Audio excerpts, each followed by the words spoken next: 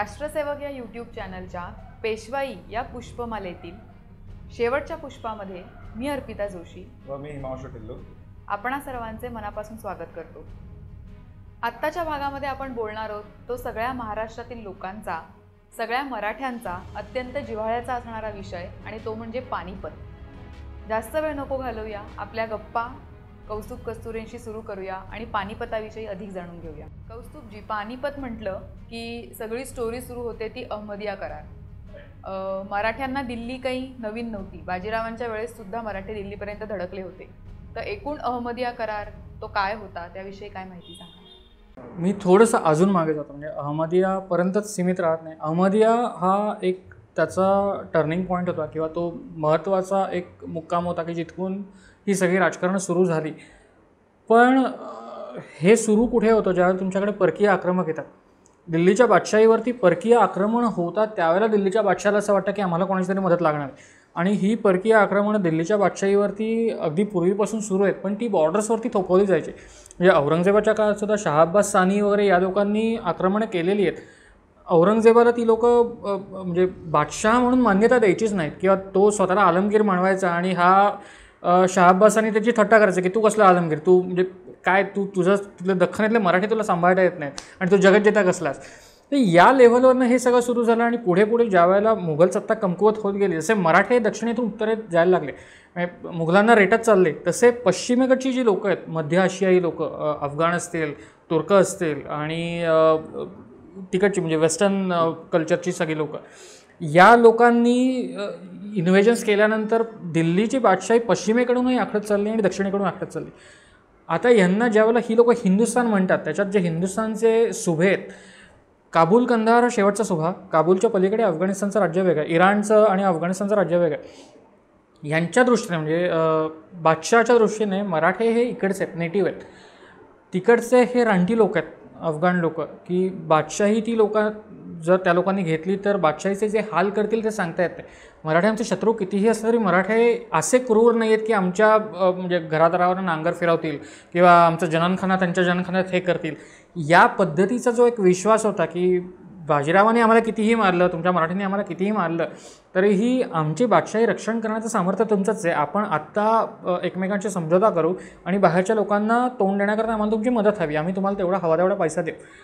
ही सुरुवात होते साधारण बाजीरावांच्या काळापासून, 1739 पासून, ज्या वेळेला खुद्द बाजीरावांनी तो जो नादिरशाह आला होता, तोमास कुली खान त्याचं आपल्याकडे कागदपत्रात नाव आहे, नादिरशाहला त्याच्या आक्रमणाला तोंड देण्याकरता बाजीराव दक्षिणेतून उत्तरेत जात होते आणि बाजीराव बऱ्हाणपूरला जाऊन थांबले होते। दुर्दैव असं की आपली फौज ही सगळी वसईच्या वेढ्यात अडकली चिमाच्याप्पांबरोबर, म्हणजे शिंदे, होळकर, तुमचे पिराजी जाधवराव, ही सगळी लोकं ज्या वेळेला इथून मोकळी होतील त्यावेळेला ती बाजीरावांकडे जातील आणि बाजीराव ती फौज घेऊन उत्तरेत जातील।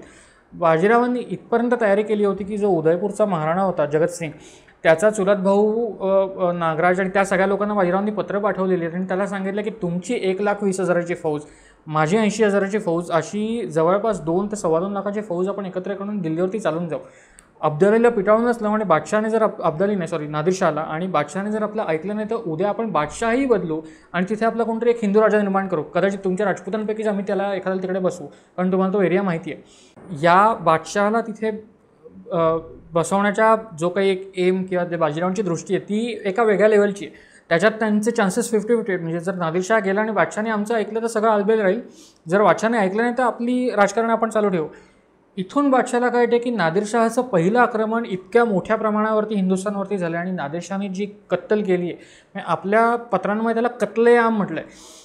आम म्हणजे सर्वसाधारण आणि कत्तल म्हणजे कापून काढणं, म्हणजे जाता जाता कोणी जे दिसेल त्याला तुम्ही मारत सुटता, ती तुमची कत्लेआम झाली। या पद्धतीने दिल्लीत धुमाकूळ झाला आणि रस्त्यांवरती चिखलाचे, म्हणजे रक्ताचा, मांसाचा चिखल वगैरे असे सगळे सडे पडले होते।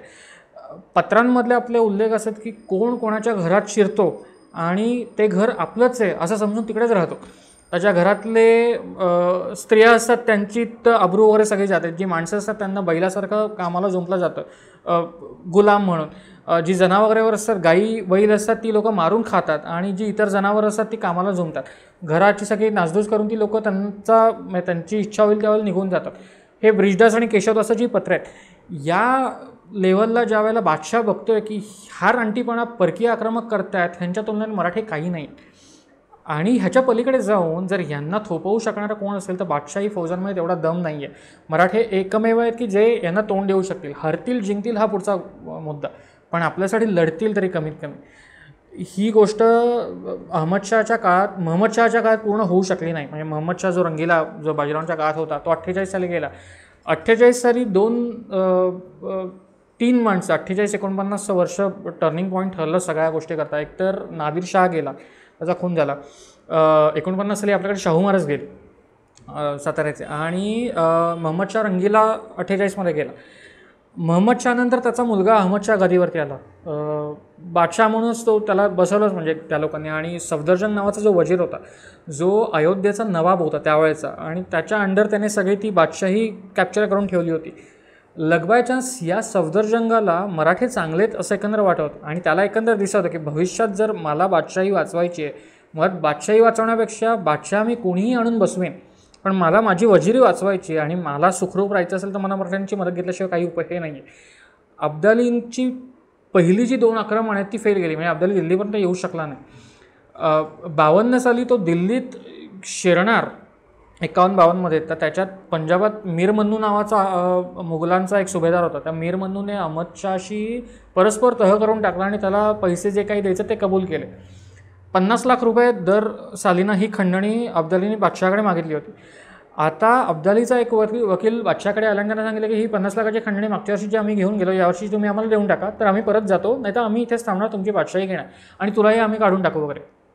अहमद शाह घाबरला. त्याने वजीरला सांगितलं की तू एक काम कर की तुझे खास मराठी आहेत तू म्हणतोस आणि शिंदे होळकर तुझे मित्र आहेत तू म्हणतोस, तर मी तुझ्यावरती विश्वास ठेवतो, तू शिंदे होळकरांकडे जा आणि शिंदे होळकरांकडनं ती मदत घेऊन ये, तरच मी तुला तुझ्या वजिरीवरती कायम ठेवतो, नाही तर आपण दोघंही मारले जाऊ. वजीर तिथून निघाला. ही 52 सालची गोष्ट आहे, साधारण फेब्रुवारी-मार्चच्या सुमारची गोष्ट आहे. वजीर तिथून निघाला. ॲट द सेम टाईम अब्दालीचा वकील दिल्लीकडे यायला निघाला होता पंजाबातून. कनौजला शिंदे होळकर जे पेशव्यांचे सरदार आणि हा सफदरजंग वजीर बादशाहचा, हे दोघं एकत्र आले. वजिराने या दोघांना सांगितलं की बाबा असं आहे, परकीय आक्रमक चाल करून येत आहेत आणि आम्हाला तुमची गरज आहे. इंटरनल ज्या काही रायव्हलरीज आहेत त्या आपण नंतर बघू. ॲटलिस्ट परकीय आक्रमकांना तोंड देण्याकरता आपली हिंदुस्थानी फौज एक झाली पाहिजे या ह्याच्यात. आणि शिंदे होळकरांना बाजीरावांनी ऑथॉरिटी दिली होती ऑलरेडी, की ते बाजीराव असतानाचीच गोष्ट सांगतो मी, तुम्हाला जे शिक्के करायचे तुम्ही परस्पर करू शकता. आणि नानासाहेबांनी पण ते कंटिन्यू केलं की बाबा तुम्हाला उत्तरेतले अधिकार दिलेत, जो काही निर्णय घ्यायचा आहे त्याची पेशव्यांच्याकडे येण्यापर्यंत वाट बघू नका, तुम्ही तिथले मुरलेले आहात, तुम्ही परस्पर निर्णय घेऊन टाका, माझी त्याला संमती असेल, जर अगदीच तुम्हाला काही वाटलं तर मला सांगा, आपण वाट बघू. आणि हे मान्य होतंच की बाबा जर बादशाह तेच 50 लाख रुपये जे अब्दालीला द्यायचे ते मराठ्यांना मिळणार असतील तर मराठ्यांना लुटालूट करण्याची गरज नव्हती, मराठ्यांना उत्तरेत जाऊन लढाया करण्याची गरज नव्हती. ऑफिशियली तुम्हाला सुभे मिळतात, तुम्हाला दक्षिणेतनं महसूल व्यवस्थित मिळतो आहे. तर शिंदे होळकरांनी तो विचार केला. म्हणजे जयाप्पा शिंदे होते आणि मल्हारराव होळकर होते. 23 एप्रिल 1752ला कनौजला हा करार झाला एकंदरीत की आम्ही बादशाहीचं रक्षण करू. बादशाहीने आम्हाला 50 लाख रुपये द्यावे, आमची काही फौज दिल्लीत कायमची तैनात असेल जी परकीय शत्रूंशी लढण्यात तुमची मदत करेल वगैरे. ॲट द सेम टाईम त्याच दिवशी 23 तारखेला अब्दालीचा वकील बादशाहला येऊन भेटला आणि बादशाहला एकंदरीत असं वाटलं की वजिराकडनं काही होणार नाही आणि अब्दालीला आता पिटाळायचं असेल तर अब्दालीच्या मागण्या मान्य करायला लागतील. आणि 50 लाखाचं आश्वासन जे बादशाहने मराठ्यांना दिलं होतं ते त्याने ह्याला देऊन टाकले, अब्दालीच्या वकिलाला देऊन टाकले. वकील परत गेला. आता हा वजीर शिंदे होळकरांना घेऊन उत्तरेत गेला की असं आहे, तुमच्या म्हणण्याप्रमाणे मी यांना घेऊन आलो, थोडं उशीर झाला पण आपलं सगळं झालं. तर बादशाह भडकला की इतके दिवस तू काय करत होतास. तर वजिराने सांगितलं म्हणजे आपले शत्रू आहेत ते, आपला मित्र नाही की हाक मारली आणि आला, मला पण वाटाघाटी करायला लागतात. या सगळ्यामध्ये बादशाह आणि वजिराचं एकमेकांशी फाटलं. बादशहाला अहमद शाह अब्दाली थोडं जवळचा वाटायला लागला. ती पुढची 2 वर्ष गेली आणि अर्थात वजिराने ते सगळं सांभाळून घेतलं की वजिराने बादशाहला म्हटलं की तू आत्ता 50 लाख दिलेस मान्य आहे, आता शिंदे होळकरांना तात्पुरती काही लाखांची रक्कम दे आणि तू त्यांना बाजूला कर, आपण पुढचं जे काही आहे ती सेटलमेंट करून घेऊ. बादशाहकडे पैसा नव्हता तर शिंदे होळकरांनी दिल्लीमध्ये थोडीफार लुटालूट करायला सुरुवात केली. बादशाहने अजमेर आणि आग्रा हे 2 मोठे सुभे मराठ्यांना देऊन टाकले. आता इथून पानिपतचं ॲक्च्युअल प्रकरण सुरू होतं. म्हणजे अहमदिया करार हा नुसता फक्त तुम्ही आमचं रक्षण करा आणि आम्ही तुम्हाला एवढा पैसा देऊ, एवढं नव्हतं. तर एकमेकांचे इंटरेस्ट, पॉलिटिकल इंटरेस्ट जे असतात, अजमेर हा तुमचा राजपुतानातला एक मोठा सुपीक प्रदेश आहे. जसा माळवा आहे, जसा बुंदेलखंड आहे, तसा अजमेर आहे. आणि आग्रा ही कधी काळी मुघलांची राजधानी होती. त्याचं मूळ, ते आग्रा वसवलं अकबराने आणि त्या आग्र्याचं मूळ नावच अकबराबाद आहे. त्याचं मुस्तकिरुल खिलाफत अकबराबाद मिळतं आपलं. तर तो अकबराबाद हा सुभा तुम्ही मराठ्यांना देताय, त्या अर्थी मुघल पातशाहीच्या अंगणात तुम्ही मराठ्यांना आणून बोलवताय. जे मराठे तुमचे सुभे घेण्याकरता येतात आणि तुम्ही त्यांना खंडणी देऊन सोडताय ते तुम्ही करू शकताय, पण तुम्हाला सुभे देण्याची गरज काय? वजीर भडकला, वजिरांनी ते सुभे दिले होते पण बाकीचे भडकले. जो सुरजमल जाट होता, ज्याला आग्रा हवा होता, जे राजपूत लोक होते त्यांना अजमेर हवं होतं, माधवसिंग नावाचा एक होता, एक विजय सिंग नावाचा होता, जे नंतर पानिपतात अब्दालीला जाऊन मिळाले. सो या लोकांचे पॉलिटिकल इंटरेस्ट वेगळे होते, सूरजमलचा वेगळा होता. आणि या लोकांनी पेशव्यांना तोंडावरती आम्ही तुमचे म्हणून सांगितलं आणि शिंदे होळकरांच्या विरुद्ध अब्दालीला मदत करायला सुरुवात केली. तरी सूरजमल खूप न्यूट्रल होता. म्हणजे तो म्हणायचा की माझे कशातही इंटरेस्ट नाही आहे, मला अकबराबाद पाहिजे, जो मला पैसा देईल, जो माझी व्यवस्थित वागेल त्याची मी व्यवस्थित वागेल. आणि माझं जास्तीत जास्त मत असेल की मराठी इकडे आलं तर मी मराठ्यांना जास्तीत जास्त मदत करेन, पण मराठ्यांनी जर माझी मदत नाही केली तर मी अब्दालीशी लढणार नाही. माझं नुकसान टाळण्याकरता मी अब्दालीशी पण तह करून टाकणार. या ह्याच्यातनं तो त्या सगळ्या ओढाताणीमध्ये ते प्रकरण एवढं वाढत गेलं, राजपूत लोक मराठ्यांपासून वेगळे झाले. याच्यात जे आपलं मगाशी खंडेराव होळकरांचा एक रेफरन्स आला होता की गोहदचा तो वेढा झाला होता. म्हणजे अब्दालीची जी चौथी स्वारी आली 56 साली भारतावरची, या चौथ्या स्वारीत अब्दाली आल्यानंतर अब्दालीने जे नादिरशहाने केलं होतं तेच त्याने दिल्लीमध्ये केलं, तोच सगळा धुमाकूळ घातला. तशाच प्रकारचं ते रक्ताचे पाठ वगैरे वाहिले गेले. नजीब खानाने अब्दालीला बोलवलं होतं. आणि या सगळ्यामध्ये होळकर ज्यावेळेला उत्तरेत जात होते त्यावेळेला नेमकं सीन असा आला की सूरजमल जाट मराठ्यांच्या विरुद्ध आहे. त्यामुळे होळकरांच्या फौजेने, विशेषतः खंडेराव होळकर, मल्हाररावांचा मुलगा, त्यांनी गोहदला वेढा घातला. 54 सालची गोष्ट आहे ही सगळी, म्हणजे अब्दालीच्या स्वारीच्या आधीची गोष्ट आहे आणि अहमदियाच्या नंतरची गोष्ट आहे. गोहदच्या वेळात खंडेराव होळकर मारले गेले आणि ते तोफगोळा लागून मारले गेले. त्याच्यात चूक नव्हती कोणाची, पण ते समोरासमोर होतं. मल्हाररावांना पुत्रशोक झाला म्हणून मल्हाररावांनी अशी शपथ घेतली की मी गोहदचा किल्ला खणून काढीन आणि शेजारी असलेल्या यमुनेत त्याची माती टाकेन. मी जाटांना काही मी सोडत नाही, आता माझा मुलगा मारला गेला. ॲट द सेम टाईम हा सूरजमल एवढा हे होता, म्हणजे काय म्हणू आपण की संधी साधू होता म्हणू आपण. त्याने जयाप्पा शिंदेंना पत्र पाठवलं. त्याच्या बायकोने त्याला सांगितलं की बाबा तुला जर वाचायचं असेल तर तू बाकीच्यांची मदत घेऊ नकोस, तू शिंद्यांचीच मदत घे, दुसऱ्या कोणी तर वाचवणार नाही. आणि याने जयाप्पा शिंदेंची मदत घेतली आणि जयाप्पाने त्याला पगडी भाऊ मानलं. आणि तिथून सगळ्यात वाईट गोष्ट अशी आली की शिंदे आणि होळकरांमध्ये वैर झालं. की मल्हाररावांचं म्हणणं होतं की माझा मुलगा मारला गेला तर त्याला मी मारणार आणि त्याला वाचवण्याकरता शिंदे का मध्ये येतात. सो हे झाल्यानंतर पेशव्यांनी त्यांच्यात म्हणजे ते समझोता वगैरे करून दिला. पण त्याच्यानंतर ह्या दोन सरदारांचं एकमेकांशी बंधन आहे आणि पानिपतच्या आधी जे लागतं, जे सरदार एक दिलाने लढायला लागतात, ती परिस्थिती इथपासून परत वेगळी होत गेली. हा एक प्रकार झाला. 56ला अब्दालीची स्वारी आल्यानंतर आपली लोकं तिथे गेली. आपला एक माणूस अहमदिया करारानुसार मराठ्यांनी दिल्ली दरबारात ठेवला होता, अंताजी माणकेश्वर गंधे नाव त्याचा. आणि तैनाती फौजेचा करार जो नंतर बाजीरावांनी इंग्रजांशी केला होता, दुसऱ्या बाजीरावांनी, की मी गादीवर असेपर्यंत, मला पेशवाईच्या गादीवर मी राहेपर्यंत माझं रक्षण इंग्रजांनी करावं. ही सेम गोष्ट, जसं म्हणतात की ते एक कालचक्र असतं, ते तुमच्याही बाबतीत फिरतं. जी गोष्ट मराठ्यांनी किंवा पेशव्यांनी दिल्लीच्या बादशहाच्या बाबतीत केली तीच पेशव्यांच्या बाबतीत परत झाली. 52 साली पेशव्यांच्या जागी दिल्लीचा बादशाह होता आणि इंग्रजांच्या जागी पेशवे होते, शिंदे होळकर होते. आणि 1802 साली इथे पेशवे होते बादशहाच्या जागी आणि इथे ब्रिटिश होते. एवढाच काय तो फरक. पण या सगळ्यामध्ये अंताजी माणकेश्वर तिकडे राहतो. मग अंताजी माणकेश्वराला दिल्लीत स्थान मिळाल्यानंतर जे बाकीचे मराठा सरदार आहेत, आता विंचोरकर असतील, बुंदेले असतील, एक नारोशंकर दाणी म्हणून होते, राजे बहादर म्हणून त्यांना किताब होता, ती लोकं असतील, की या लोकांचा थोडा एक वेगळाच जळफाट व्हायला लागला की अंताजी माणकेश्वर आमच्याबरोबरचा असून त्याला दिल्लीत सगळं मिळत आहे, त्याला बादशाह त्याला हे देतो आहे, सगळं खिलत देतो आहे, त्याला वेगवेगळे मानमरापत दिले जात आहेत. या लोकांनी अंताजीचे पाय खेचायला काहीशी सुरुवात केली. ही या तंगड्या एकमेकात हे ते जाळं गुंतत चाललं आहे की तो इतका कठीण हेऊन बसला होता गुंता, की तो नंतर भाऊंना सोडवणं तेवढं कठीण झालं. 56 साली हे सगळे प्रकार झाल्यानंतर 57ला अब्दाली परत गेला. 57 नंतर मग आपल्याकडे एक जे टिपिकल पर्व मानलं जातं की आपण अटकपर्यंत गेलो आणि अटकपर्यंत आपल्या लोकांनी ते अटकेवरती झेंडे फडकवले वगैरे. पण ह्याच्यात टेक्निकली बघायचं झालं तर अब्दाली रघुनाथरावांना घाबरून गेला ही पत्र आपल्याकडे आहे. रघुनाथरावांची फौज येते म्हणून अब्दालीने दिल्लीतून काढता पाय घेतला. हे अंताजी माणकेश्वरची पण पत्र आहेत, ही बाकीच्यांची पण पत्र आहेत किंवा बादशाहाने पण मान्य केलं की बाबा तुमच्या मराठ्यांमुळे अब्दालीपासून आम्ही वाचलो. पण त्याच्यानंतर जे शिवाजी महाराजांनी केलं, शिवाजी महाराजांची जी एक हे होती की मी राज्य जिंकल्यानंतर त्या राज्याची मजबूती जी करणं असतं, बॉर्डर्स तुम्ही ज्या वेळेला मजबूत ठेवता त्यावेळेलाच तुमचं राज्य सुरक्षित राहतं. तुमची राजधानी सुरक्षित असून चालत नाही, मजबूत असून चालत नाही. शिवाजी महाराजांनी कोल्हापूरपर्यंत राज्य घेतल्यानंतर पन्हाळा तितकाच मजबूत ठेवला. त्यांचं राज्य ज्यावेळेला सातारापर्यंत होतं त्यावेळेला साताऱ्याचा किल्ला असेल किंवा त्याच्या अलीकडे प्रतापगड असेल, प्रतापगड तेवढाच मजबूत ठेवला. अफजल खानाला आणताना प्रतापगड हा तेवढा कठीण नाही आहे जेवढा पुरंदर किंवा तेवढा सिंहगड कठीण आहे लढण्याच्या दृष्टीने. पण शिवाजी महाराजांनी त्याला स्वराज्यात घेतलं नाही, त्याला शक्यतो बाहेर ठेवलं. सिद्धी जोहरला त्यांनी कोल्हापूरच्या बाजूला ठेवलं. तर या लोकांना हँडल करण्याची जी हे होती ती रघुनाथरावांकडे दिसून येत नाही. आणि राघोबादादांनी तिथपर्यंत गेले, राघोबांच्या फौजांनी मुळात रघुनाथराव लाहोरमध्येच थांबले. रघुनाथराव स्वतः अटकेपर्यंत गेले नाहीत. रघुनाथरावांचे 2 सरदार म्हणजे एक होते साबाजी शिंदे आणि दुसरे तुकोजी होळकर, जे मल्हाररावांचेच नंतर दत्तकपुत्र म्हणून त्या इंदोरच्या गादीवरती होते.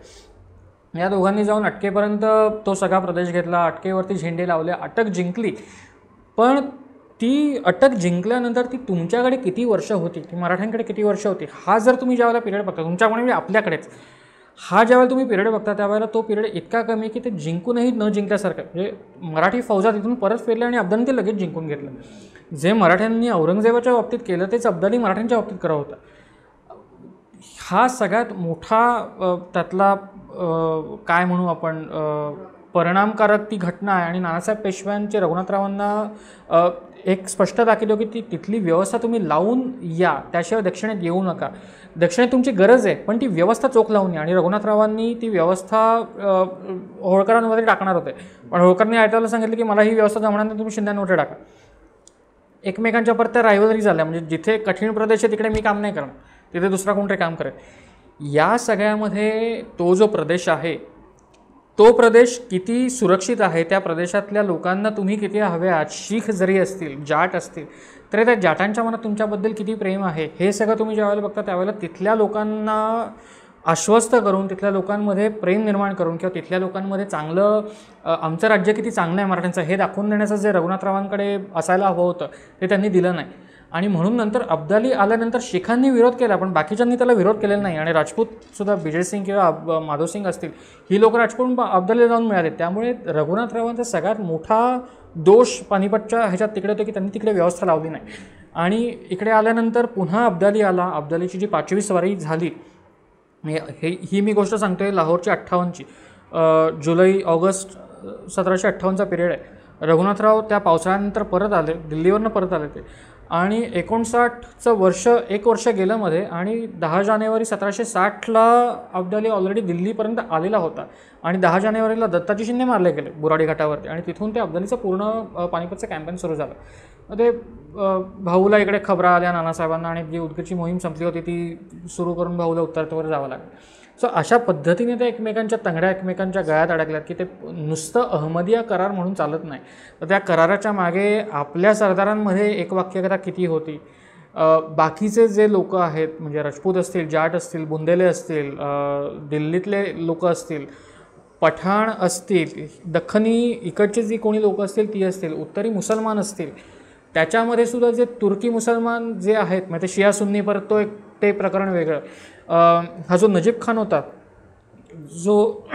ज्याने जो खेळ्या आपल्या मराठी कागदामध्ये खेळ्या म्हटलं की हा खेळ्या हा लोकांना खेळवतोय, याला स्वतःचे मतलब साधायचे आहेत, हा अब्दालीला बोलत. आणि नजीब खानाने दरवेळेला अब्दालीला बोलवलं आणि अब्दालीने आक्रमण केले नजीब खानाच्या सांगण्यावरून, बाकी काहीही नाही. आणि अब्दालीची 5वी स्वारी झाली त्याच्यातसुद्धा नजीब खानाने त्याला चिथावणी दिली की हे धर्मयुद्ध आहे, तुला जगायचं आहे. आणि अब्दालीला लढायचं नव्हतं, अब्दाली जाणार होता परत, हे सगळं ठरलेलं होतं. अब्दाली तह करायला तयार होता. पण नजीब खान आणि अब्दालीच्याच दिल्लीतला एक तो अवलिया किंवा आपण जे म्हणतो त्यांचा तो धर्मगुरू शहावली उल्ला नावाचा होता. त्या शहावली उल्लानी सगळ्या त्या सैनिकांना पठाणांना फितवलं आणि त्यांना ते जिहादचा एकंदरीत त्यांच्या डोक्यात भरून दिला आणि अब्दालीला सैन्याच्या विरुद्ध जाणं शक्य नाही, मग अब्दाली तिकडे थांबायला लागलं आणि अशा पद्धतीने ते सगळं जुळवलं गेलं. पण हा नजीब खान हा एकमेव खेळ आहे आणि नजीब खानानेच अब्दालीला बोलवून आणलं हे अंताजी माणकेश्वर 3 वर्ष आधीपासून सांगतोय. आणि अंताजी माणकेश्वरांनी इथपर्यंत सांगितलं की नजीब आणि अब्दाली 2 नाहीत, तो एकच. हे अंताजीचं वाक्य आहे की नजीब अब्दाली 2 नाही आहे. तुम्हाला अब्दालीला थांबवायचं, तुम्ही नजीबाला मारा, अब्दाली परस्पर संपेल. कारण त्याचा इथला सोर्सच संपला भारतातला, आता तो कोणाच्या भरोशावर इकडे येईल. पण या लोकांनी लक्ष नाही दिलं. म्हणजे रघुनाथरावांनी दुर्लक्ष केलं. मल्हारराव होळकर तिथले एवढे मुरलेले व्यक्तिमत्व होतं, मल्हाररावांनी तिकडे काही केलं नाही. मल्हाररावांनी तो सगळा लाईटली तो सगळा प्रकरण हे केलं आणि त्या गोष्टीमध्ये नजीब खानाचं इतकं फावलं की पानिपतच्या नंतर त्यांनी जी काही कृष्णकृत्य केली आहेत ती तर अजून भयानक आहेत. इनफॅक्ट आपला कदाचित तो आत्ताचा विषय नसेल, पण थोडक्यात सांगतो की नजीबाचा वंश टिकवून ठेवणं इतकं घातक ठरलं की ज्याचा नंतर बदला घेतला जातात. पण नजीबाचा नातू होता, जावेदा खानाचा मुलगा होता गुलाम कादर नावाचा, त्याने दिल्लीत अब्दालीने जेवढ्या घाण पद्धतीने दिल्लीतल्या लोकांच्या कत्तली केल्या होत्या किंवा बादशहाचे हाल केले होते, याने सुद्धा गुलाम कादरने दिल्लीच्या बादशहाचे डोळे वगैरे काढण्यापर्यंत त्याची मदत केली होती.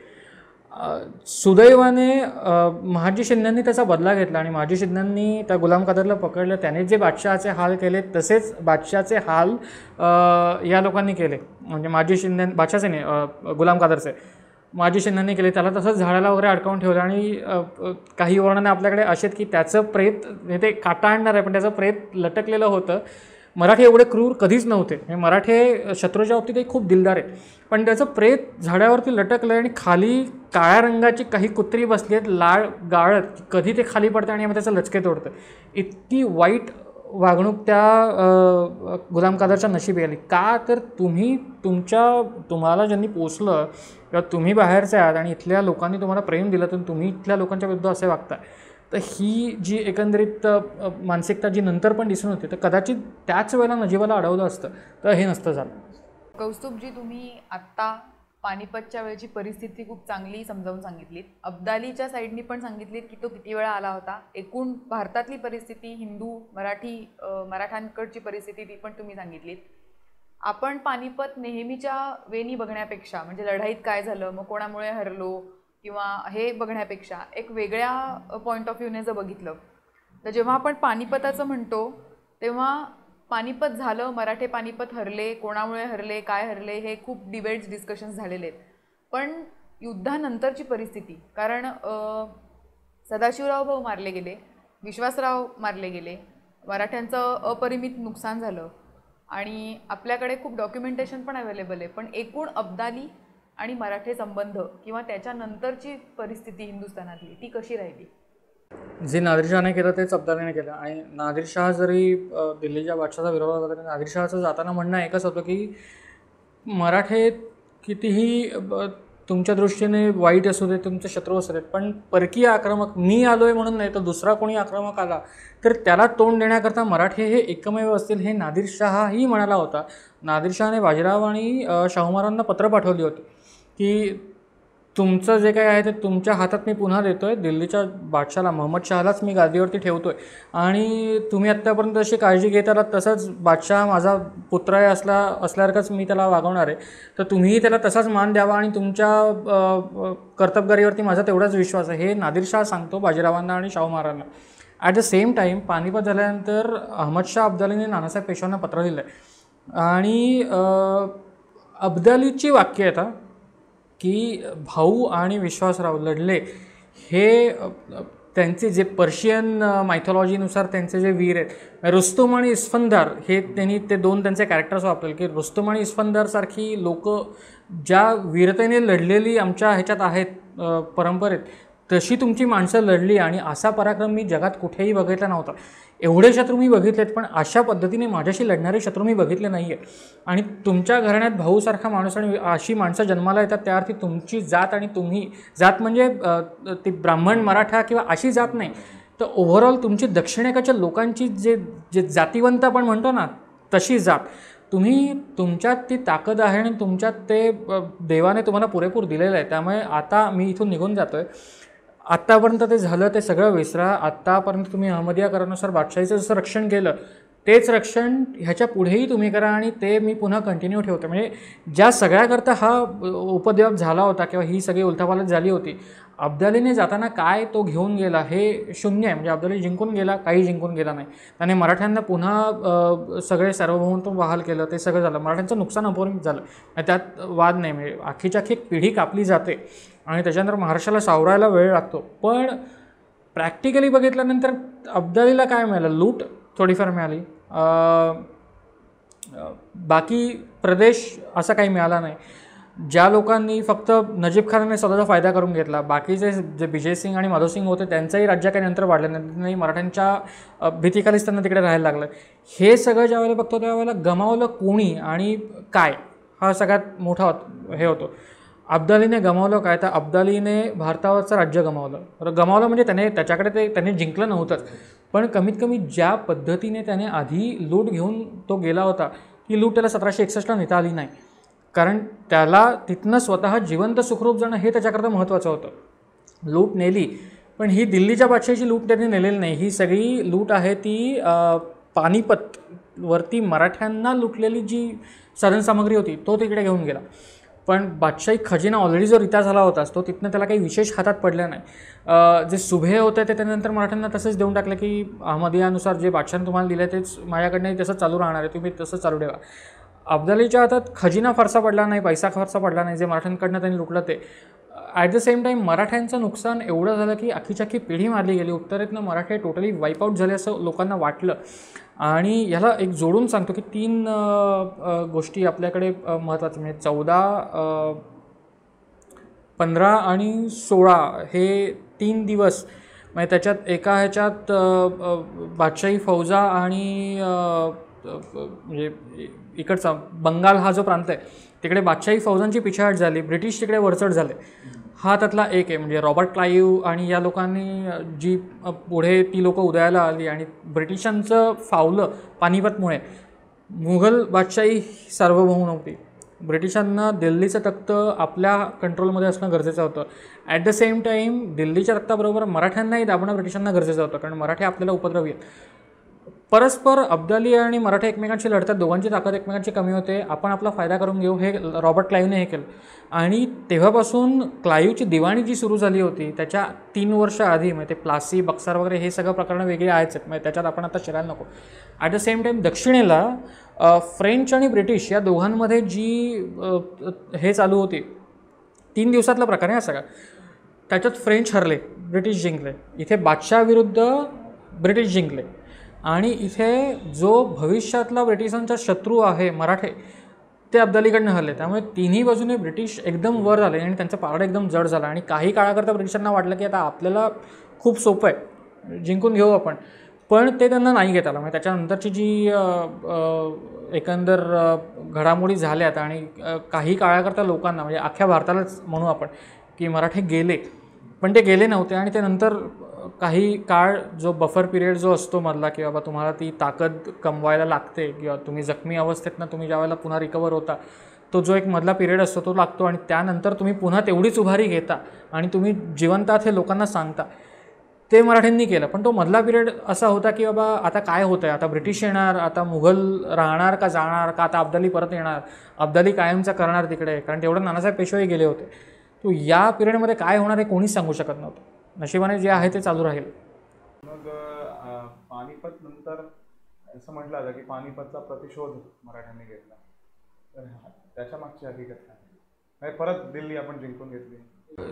ही हकीकत म्हणण्यापेक्षा मराठ्यांना दिल्ली जिंकून दिल्ली आपल्या हाताखाली ठेवावी किंवा आपल्या आधिपत्याखाली ठेवावी किंवा आपण तिथे राजा व्हावं असं शाहू महाराजांनाही वाटत नव्हतं, असं बाजीरावांनाही वाटत नव्हतं, कोणालाच वाटत नव्हतं. ह्याच्यामध्ये की सिम्पल पॉलिटिक्स आहे. म्हणजे असं नाही की बाबा ते आमचं राज्य आहे आणि आम्ही तिकडे का नाही जात, हे तिथे काही नाही. बाजीरावांचं एक पत्र आहे की ज्याच्यात ते क्लिअर कट सांगतात की मराठ्यांनी आम्ही जर दिल्ली जिंकली आणि उद्या जर तिकडे काही गोंधळ झाला ॲडमिनिस्ट्रेटिव्ह लेवलला आणि लोकांना तक्रार करायला किंवा लोकांचा जो काही समूह उठला तर आपल्या अंगावरती आला तर आपल्याला त्यांना सांभाळणं मुश्किल जाईल. आणि राजपूत जाट ही सगळी लोकं एकदम अंगावरती आली तर आपण काही करू शकत नाही. बाजीरावांचं एक वाक्य की बादशाही चोरपोर बसून खातील आणि त्याची सगळी जबाबदारी आपल्यावरती आहे. बादशाहीचा नाश कोणी केला? मराठ्यांनी. ॲक्च्युअल लुटली कोणी, बाकीच्या चोरा चिलटांनी. हे बाजीरावांना होऊ द्यायचं नाही. त्यामुळे दिल्लीचं सिंहासन आपल्याला कधीच नको होतं, बादशाह बसवायचा आहे ना.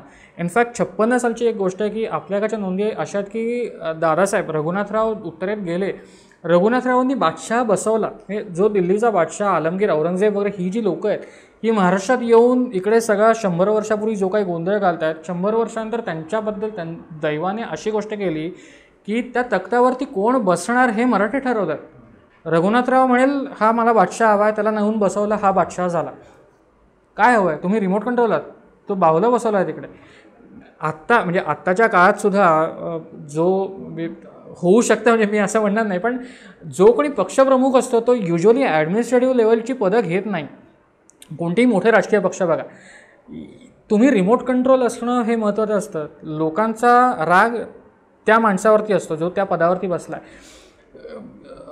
त्या लेव्हलला तुम्ही ज्या वेळेला जाता त्या पदावरचा माणूस सगळं सहन करतो. मागे तुम्हाला जी काय हालचाल करायची तुम्ही एक रिमोट कंट्रोल म्हणून करू शकता, त्याला हवं तसं नाचवू शकता. त्या कठपुतळा ज्याला म्हणतात की हात तुम्ही जसे हलवाल तशी ती नाचेल.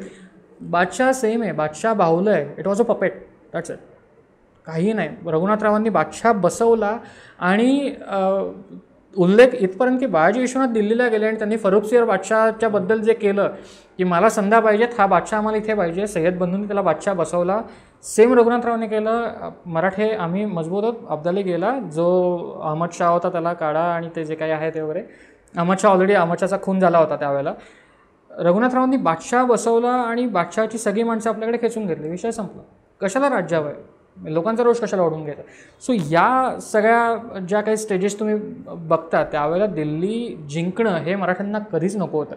दिल्लीत आपलं ऐकणारा कोणतरी माणूस बसेल असाच त्यांना तिकडे हवा होता. आणि तो पानिपतच्या नंतर जरी म्हणजे तो जो बादशाह बसवला अलीगौरला, ते नंतर भाऊंनी हे केलं होतं वगैरे, तो बादशाह जर अब्दाली म्हणतोय की बाबा तुम्ही जो बादशाहला बसवला तो मला मान्य आहे, तर ह्या लोकांना वेगळं काय हवं आहे. आमचं काम झालं आहे, बादशाह आमच्या हाताखाली आहे, विषय संपला. तो ऐकेल न ऐकेल पुढची गोष्ट, नाही ऐकलं तर आमच्या फौजा पाठव, ज्या इमिजिएटली पॉसिबल नव्हतं पानिपतानंतर. पण आणि फौज होती, नाही असं नाही, म्हणजे नानासाहेब पेशवे स्वतः 40,000 फौज घेऊन गेलेत वरती. सो या केसमध्ये मराठ्यांची संपूर्ण फौज मारली गेलेली नाही आहे. मराठ्यांकडे कमीत कमी 30 ते 40,000ची फौज स्पेअरमध्ये आहे की जी पुन्हा उत्तरेत जाऊन ते सगळं करू शकत होती. पण इमिजिएटली ती ॲक्शन घेणं ते थोडंफार तुमचं मन कचरतं की आत्ताच एवढं हे झालं आहे आणि पुढे या पण फौजेची जर तशीच वाताहत झाली तर मग तिथे कोणी उरणार नाही, प्रत्येक घरात फक्त विधवा दिसतील तुम्हाला. तर या लेवलला ती सगळी राजकारण असतात. त्यामुळे मग ते शक्यतो दिल्ली नजीकच्या काळात कोणी जिंकायचा परत प्रयत्न नाही केला आणि मग ते वाढत गेलं. ते मग हे मराठ्यांकडे तोफखाना नानासाहेबांच्या म्हणजे सेटपीस पद्धत जी लढायची ती साधारण नानासाहेबांपासून सुरू झाली असं आपण म्हटलं तर बरोबर आहे का? कारण बाजीरावांपर्यंत तर नाही, बाजीरावांनी तोफखाना सुरू केला होता पण त्यांनी इम्प्लिमेंट नाही केला. सो बाजीरावांनी तोफा ओतण्याचा कारखाना काढला होता. इनफॅक्ट त्यांनी वसईच्या जवळ अर्नाळा वसई हा जो सगळा भाग आहे म्हणजे गाईचा पेठ वगैरे हा, या भागात त्यांनी तोफांचं ती सामग्री मागवून तिकडे तोफखाना काढण्याकरता शंकराजी केशव फडके नावाचे एक सरदार होते बाजीरावांचे, ज्यांना नंतर आरमाराचं सुभेदारपद दिलं होतं.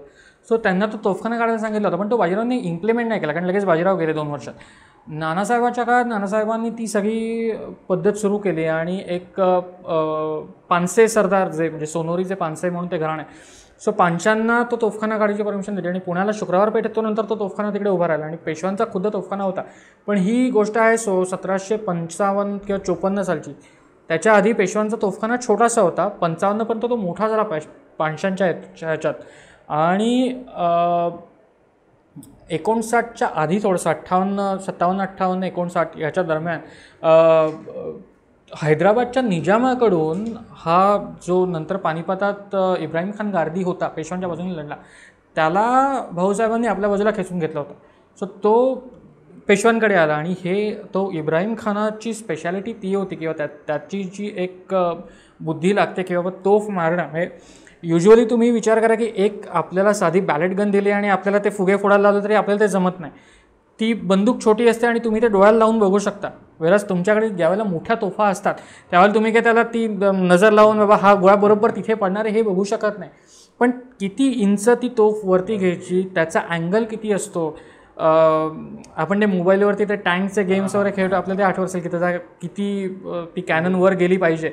सो ती तोफ किती उंच नेली पाहिजे, तिचा अँगल कोणत्या बाजूला हवा आणि तो गोळा किती जड आहे, त्याचं मोमेंटम किती हवं, त्याच्यात दारू किती ठासली गेली पाहिजे. कारण युजली कसं असायचं की तोफ रिकामी असते, तोफेत तुम्ही दारू ठासता, दारू सोडता आणि त्याचं ते दांडके असतात मोठे, असं ते पुढे चपटं हे असलेले, त्याने ती तुम्ही दारू ठासता पूर्ण, जेवढी दाबून भरता येईल तेवढी, आणि वरनं सिंगल नुसता गोळा सोडून देता. आणि ती दारू ठासायच्या आधी एक वात ऑलरेडी सोडलेली असते की त्या दारूच्या मध्येच आहे. तो गोळा वरनं नुसता सोडलेला असतो, गोळ्यामध्ये काही नसतं, तो फक्त लोखंडी एक गोळा असतो. पण ती वात पेटल्यानंतर त्या तिथे जागा नसते त्या कंबशन चेंबरमध्ये, आणि तो स्फोट एवढा प्रचंड असतो की त्या नळीतनं तो गोळा फेकला जातो. आता तुमची दारू कोणत्या क्वालिटीची आहे, तुम्ही दारू किती ठासताय, ती जास्त ठासूनही चालत नाही, गोळा लांब जाईल, कमी ठासून चालत नाही, गोळा जवळ पडेल, ती तेवढीच ठासली गेली पाहिजे. मग ती दारू किती कोरडी आहे, किती ओली आहे, म्हणजे सरतते वगैरे आपण म्हणतो ते पावसाळी वातावरणात, त्याच्यानुसार किंवा तुम्ही ओल्या जागेत ठेवली तर, ह्याचा तुम्हाला अभ्यास असायला लागतो. या सगळ्याचा अभ्यास केल्यानंतर, ह्या सगळ्या गोष्टी बघितल्यानंतर इब्राहिम खान त्याच्यात एक्सपर्ट होतो. सो भाऊसाहेबांनी इब्राहिम खानाला घेतलं आपल्याकडे खेचून, आणि ते सगळं सुरू झालं. पण अनफॉर्च्युनेटली इब्राहिम खानाचा तोफखाना आपल्याकडे काही काळापुरताच होता, आणि इब्राहिम खान मारला गेला, त्यामुळे त्याच्यानंतर तोफखान्याचा फारसा काही उपयोग नाही झाला. मग त्याची गार्दी लोकं होती, मग त्यांना वेगवेगळ्या सेवांमध्ये घेतलं गेलं, म्हणजे शनिवारवाड्याच्या भोवतालचे पहारे असतील किंवा इतर गोष्टी असतील. पण तो जो तोफखाना डागण्याकरता जो सेनापती लागतो, तोफखान्यावरचा जो सेनापती असतो, जो इब्राहिम खान होता, तो तेवढा ह्याचा कोणी विशेष झाला नाही नंतर आपल्याकडे. पानसे अर्थातच होते, म्हणजे पुढे अगदी तिसऱ्या इंग्रज मराठा युद्धात वगैरे पण गणपतराव पानसेवर या लोकांनी केलं आहे चांगलं. पण तोफखानाच्या बाबतीत ते आपल्याकडे होतं स्ट्रक्चर्ड वेमध्ये. पानिपतात वापरला आपण. पानिपतात आपण इब्राहिम खानाचा वापर, म्हणजे इब्राहिम खान आपल्याकडेच आला होता. इब्राहिम खानाचा तोफखाना, आणि इब्राहिम खानाने म्हणजे ते बुसी वगैरे हे जे सरदार होते, किंवा ही फ्रेंच लोकांकडनं, दक्षिणेतनं डिबॉईन वगैरे होते, या लोकांकडनं नंतर पुढे महाजिनी वगैरे पण ते सगळं कॅप्चर केलं, उचललं. कवायती फौजा कशा असतात, किंवा एक जो स्ट्रक्चर्ड तुमचं हे असतं, मार्चिंग असतं दर दिवशीचं, तुम्हाला ती कवायत करायला लागते. ब्रिटिश ट्रूप्स तुम्ही त्यावेळेची बघाल तर त्यावेळेच्या ह्याच्यात तुम्हाला एक समान त्यांचे वेश दिसतात, एक समान त्यांच्या बंदुका दिसतात. ती लोक, म्हणजे आजही आपण जे मिलिटरीच्या रेग्युलर ड्रिल्स बघतो ते, की त्यांच्या हालचाली एका ह्याच्यात होत असतात. हे स्ट्रक्चर्ड असतं, हे कवायती सैन्य म्हणतात त्याला. आपली लोकं अशी कधीच नव्हती. म्हणजे आपल्याकडे आत्तापर्यंत 5 ते 6 लोकांचे माझ्या वाचनात आलेले परकीय लोकांनी जे लिहिलेले अभिप्राय आहेत, सगळ्यांचं म्हणणं आहे की मराठ्यांमध्ये एकसूत्रता नाही आहे, कोणाचेही वेश एकसारखे नाही आहेत, कोण पायघड हे घालतो, कोणाची एकदम ती तंग तुमान असते, कोण बाराबंदी घालतं, कोण नुसतेच बंडी घालतं, कोण डोक्यावरती चिलखत घालतं, कोण शिरस्त्राण घालतं, कोण घालत नाही. इथेच तुमची हे नाही आहे. लढताना तुम्ही काय करणार, म्हणजे तुमच्याकडे बेसिक्स जर नसतील तर तुम्ही पुढे काय करणार. पण इब्राहिम खानाच्या बाबतीत थोडी वेगळी गोष्ट होती की इब्राहिम खानाला ह्याची सवय नव्हती. इब्राहिम खान त्या फ्रेंच आणि निजामाच्या त्या सगळ्या वातावरणातून आल्यामुळे त्याचं म्हणणं होतं की आपण स्ट्रक्चर्ड वेने जाऊ, आपण गोलाची लढाई करू, प्रॉपर तो गोल हे करून घेऊ. माझा तोफखाना, तो गोल जोपर्यंत आहे तोपर्यंत माझा तोफखाना सगळ्यांना सांभाळून ठेवण्यात व्यवस्थित आहे. पण कितीही जरी म्हटलं तरी तुम्हाला ती गोष्ट ॲडॉप्ट करण्याकरता तेवढा वेळ जावा लागतो. असं होत नाही की एकदम मी आत्ता शाळेत ॲडमिशन घेतली आणि लगेच दुसऱ्या दिवशी मी फायनल एक्झाम देऊन मी पास आहे. तुम्हाला ते शिकण्याकरता, ते इम्प्लिमेंट करण्याकरता, प्रॅक्टिकली तुम्हाला ते डायजेस्ट करण्याकरता वेळ जावा लागतो. आणि हे मराठी फौजाला एका ह्याच्यात गेलेलं नाही, काही दिवसांमध्ये ते झालेलं नाही आहे. त्यामुळे कितीही जरी इब्राहिम खानाने शिकवलं तरी ते मराठी फौजेच्या पचनी पडलं नाही, आणि आयत्या वेळेला त्यांनी घोळ केले.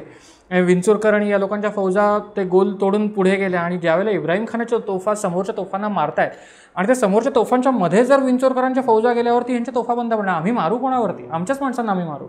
सो संपलं सगळं. म्हणजे इब्राहिम खानाच्या तोफा बंद पडल्या, विंचुरकरांनी डायरेक्टली पुढे जाऊन चालून घेतलं, त्यामुळे त्यांची लोकं पुढे आली, दोन्हीकडच्या तोफा बंद पडल्या. त्यांची लोकं पुढे आल्यानंतर ती हातगाईची लढाई सुरू झाली. आणि हातगाईची लढाई ज्यावेळेला बघता त्यावेळेला अफगाण हे ताज्या दमाचं सैन्य, आणि मराठे उदगीरपासून लढतात. उदगीर असेल, चंबळ वगैरे क्रॉस करून दक्षिणेतली नोव्हेंबर डिसेंबरचा दिल्लीच्या वरचा भाग, ही जी कडाक्याची थंडी असते ती मराठ्यांना सवय नाही. त्यातनं आपल्याकडे तेवढी हे नाही, म्हणजे सामग्री, कपडे नाही, मुळात ओदार कपडे नाही, अन्न नाही, आणि या सगळ्यात किती होईल म्हणजे लढतील किती, तरीही त्या दिवशी दुपारपर्यंत अब्दालीने पळून जाण्याची तयारी दाखवली होती की मराठी जिंकतात. अनफॉर्च्युनेटली विश्वासराव मारले गेले आणि लोकांना वाटलं, आणि दुसरी चूक भाऊने केली की विश्वासराव मारल्यामुळे भाऊ घोड्यावरनं उतरून तोही गायब झाला. लोकांना वाटलं की तो गायब झाला, त्यामुळे लोकांचा धीर खचला की दोघंही मारले गेले की आता आपण लढायचं कोणाकरता, पळा. सो काही आहे, पण तो जो इब्राहिम खानाचा जो हे होता दृष्टिकोन होता की बाबा ती मी गोलाची लढाई खेळू. आणि बऱ्याच इतिहासकारांचं म्हणणं आहे की गनिमी काव्याने आपण त्यांना मात देऊ शकलो असतो, पण गनिमी कावा केव्हा काम करतो, ज्यावेळेला तुमच्याकडे डोंगरदऱ्या आहेत, ज्यावेळेला तुमच्याकडे लपायला जागा आहे, शत्रू तुमच्याकडे आल्यानंतर तुम्ही हुल देऊन त्याला पळू शकता, त्याला हुलकावणी देऊ शकता. मोकळ्या मैदानात समोरासमोर जर तुमची 3 महिने एकमेकांशी तुम्ही बघताय, समोर सैन्य आहे, गनिमी कावा काय खेळणार तुम्ही? पानिपतच्या जवळ एक टेकडी आहे, त्या टेकडीच्या मागे जाऊन तुम्ही किती खेळणार, काय खेळणार? काही करू शकत नाही. समोरासमोर लढण्याशिवाय पर्याय नव्हता. आणि समोरासमोर लढताना तुमचा तोफखाना तेवढा मजबूत असायला लागतो जेणेकरून तुम्ही समोरच्याला मारू शकता. जे झालं नाही आणि झालं म्हणजे दुर्दैव झालं. कौस्तुभजी, आत्ता आपल्या बोलण्यातनं आलं की साधारण पानिपतला कशी लढाई झाली असेल, कसं स्ट्रक्चर आणि काय फॉलो केले गेल्या स्ट्रॅटेजीज. एकूण आपण जेव्हा पानिपत या विषयाचा अभ्यास करतो, आपण लिमिटेड असतो अब्दाली, भाऊसाहेब, विश्वासराव मारले गेले, मग होळकरांचं काय कॉन्ट्रीब्युशन. एक खूप महत्त्वाचा एलिमेंट आहे जो आपण फार कधी अटेन्शन देत नाही, आणि ते म्हणजे पार्वतीबाई. की त्या तिथपर्यंत गेल्या, त्यांना त्या सुखरूप परत आल्या, आयुष्यभर त्या नवऱ्याची वाट बघत होत्या. म्हणजे त्यांचं साध्वीपण आणि त्यांचा त्याग हा सुद्धा तेवढाच मोठा आहे जितका खरंच पानिपतावरती मारले गेलेल्या लोकांचा आहे. त्यांच्याविषयी तुम्ही काय सांगू शकाल? ती बाई आहे, मी एकेरी म्हणतो आहे, पण पानिपतानंतर 22-23 वर्ष जगणं हे, आणि ते पण नवरा येईल या आशेवरती, हे इझिली एक लिमिट असतं की मी वर्षभर वाट बघीन, 2 वर्ष वाट बघीन. 22 वर्ष म्हणजे तुझ्या आयुष्यातलं 1/4 भाग ऑलरेडी निघून गेला, आणि 1/4 भाग तू फक्त वाट बघतेस की माझा नवरा येईल परत, जे वास्तविक होतं. आणि त्याच्याशीच आता त्या निगडीत गोष्टी म्हणून ते सुखलाल आणि ते सगळं सांगतो एक एक एक एक काय होते.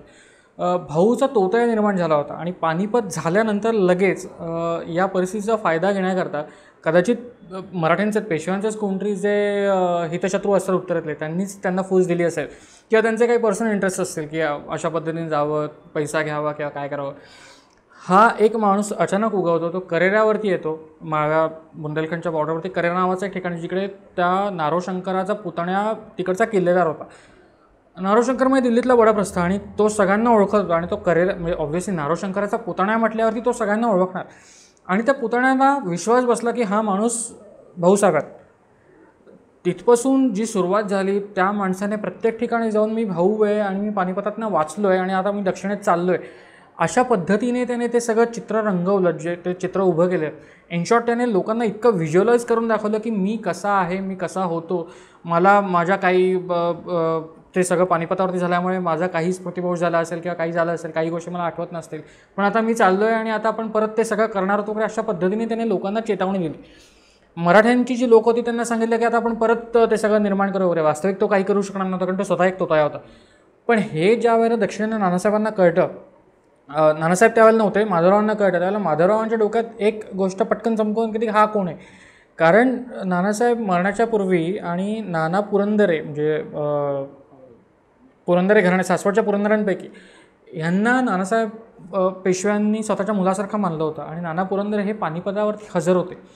नाना पुरंदरे मल्हारराव होळकरांबरोबर पानिपतावर निघून आले. आता नाना पुरंदरांना माहिती आहे की भाऊ शेवटी कुठे लढवता, त्याला मी भाऊला कुठच्या परिस्थितीत बघितलं आहे. नाना फडणीस होते की ज्यांनी शेवटी भाऊंना निघताना बघितलं आहे. आणि नाना फडणीसांनी ह्याच्यात लिहिलं स्पष्ट की मी निघताना भाऊसाहेब 50 लोकांच्या गराड्यात होते आणि 50 लोकांशी तो माणूस एकटा लढतोय. ऑब्व्हियसली 50 लोकांशी लढता नाही येणार, तो माणूस मारला जाणार, हे नानांना कळू शकतं. पण नाना म्हणतात की मी तिथून निघालो, पुढे काय झालं मला माहीत नाही, कदाचित मराठ्यांचे अजून 50 लोक येऊन त्या 50 लोकांना मारलं असं आणि भाऊ निघूनही असू शकतील. पण तरीही हा पुरावा, म्हणजे नानांचं जे म्हणणं होतं त्याच्या पलीकडे जाऊन आपल्याकडे पुरावे असे आहेत की शुजा-उद्दौला, ज्याने आयत्या वेळेला अब्दालीची बाजू घेतली पण तो मराठ्यांना फॉर होता, हा शुजा-उद्दौला कोण, तर अहमदिया करारच्या वेळेला जो सफदरजंग वजीर होता त्याचा हा मुलगा, आणि ज्याने मराठ्यांची बाजू घेतली होती आणि ज्याने मराठ्यांना अब्दालीच्या विरुद्ध बोलवलं होतं त्याच्याच मुलाने अब्दालीला मराठ्यांच्या विरोधात मदत केली होती, कारण त्याचा सुभा बादशहाने मराठ्यांना देणार होता, अयोध्या आणि ते सगळं तीर्थक्षेत्र म्हणून. तर या केसमध्ये तेवढ्या एका सर्टन पिरियड पुरतं शुजाउद्दौलाने अब्दालीची मदत केली, पण त्याच्यानंतर शुजाउद्दौलाला एवढं कळतं की बाबा मराठ्यांशी आपल्याला कायमचे संबंध ठेवायचे. अब्दाली काय आज आला उद्या तो जाणार आहे, बरं येईल तर थोडा काळापुरता येईल, पण तो अफगाणिस्तान सोडून येणार नाही. शुजाउद्दौलाच्या माणसांनी म्हणजे एक काशीराज नावाचा होता, काशीराज शिवदेव म्हणून होता, एक गणेश वेदांती नावाचा एक माणूस होता. या लोकांना काहीतरी कळलं की एक प्रेत दिसलं आहे त्या रणांगणावरती आणि त्या प्रेताचं डोकं नाही, फक्त धड आहे. आणि त्याच्या प्रेताच्या आजूबाजूला म्हणजे असं काहीतरी जाणवतं की तो कोण मोठा सरदार असेल. आणि त्या जे मारले गेले त्या सरदारांची गंटी वगैरे घेतली होती आणि अब्दालीने सरळ कत्लेआम करताना सांगितलं होतं की कोण मोठा सरदार असेल त्याला मारून टाका आणि जे कोणी जिवंत असेल त्यांना बघा. ही लोकं शोधता शोधता भाऊंचं प्रेत कुठे, ही लोकं शोधता शोधता तिकडे आले आणि ते त्यांना दिसलं नाही. पण ते त्यांनी लाथेने म्हणजे हे केलं त्यावेळेला त्यांना त्या फक्त ह्याच्या खाली मोती मिळाले काही, आणि जे उंची मोती होते जे सर्वसामान्य सरदाराचे नसते. त्याच्यात त्यांच्या मांडीवरती वगैरे पायावरती ती जखम झालेली त्यांना दिसली. म्हणजे इनफॅक्ट म्हणजे पायावरती केस नव्हते वगैरे असं काहीतरी ते वर्णन आहे. त्या लोकांनी ओळखलं, पण त्याचं डोकं कुठे, त्याचं शिर कुठे ते माहीत नाही. म्हणजे या गणेश वेदांती आणि काशीराजाने शुजाउद्दौलाला सांगितलं की असं असं झालं आहे, आम्हाला हे करायचं. शुजाने अब्दालीला सांगितलं की तो कोण मारला गेला तो आम्हाला कन्फर्म करायचा की हा कोण आहे म्हणून.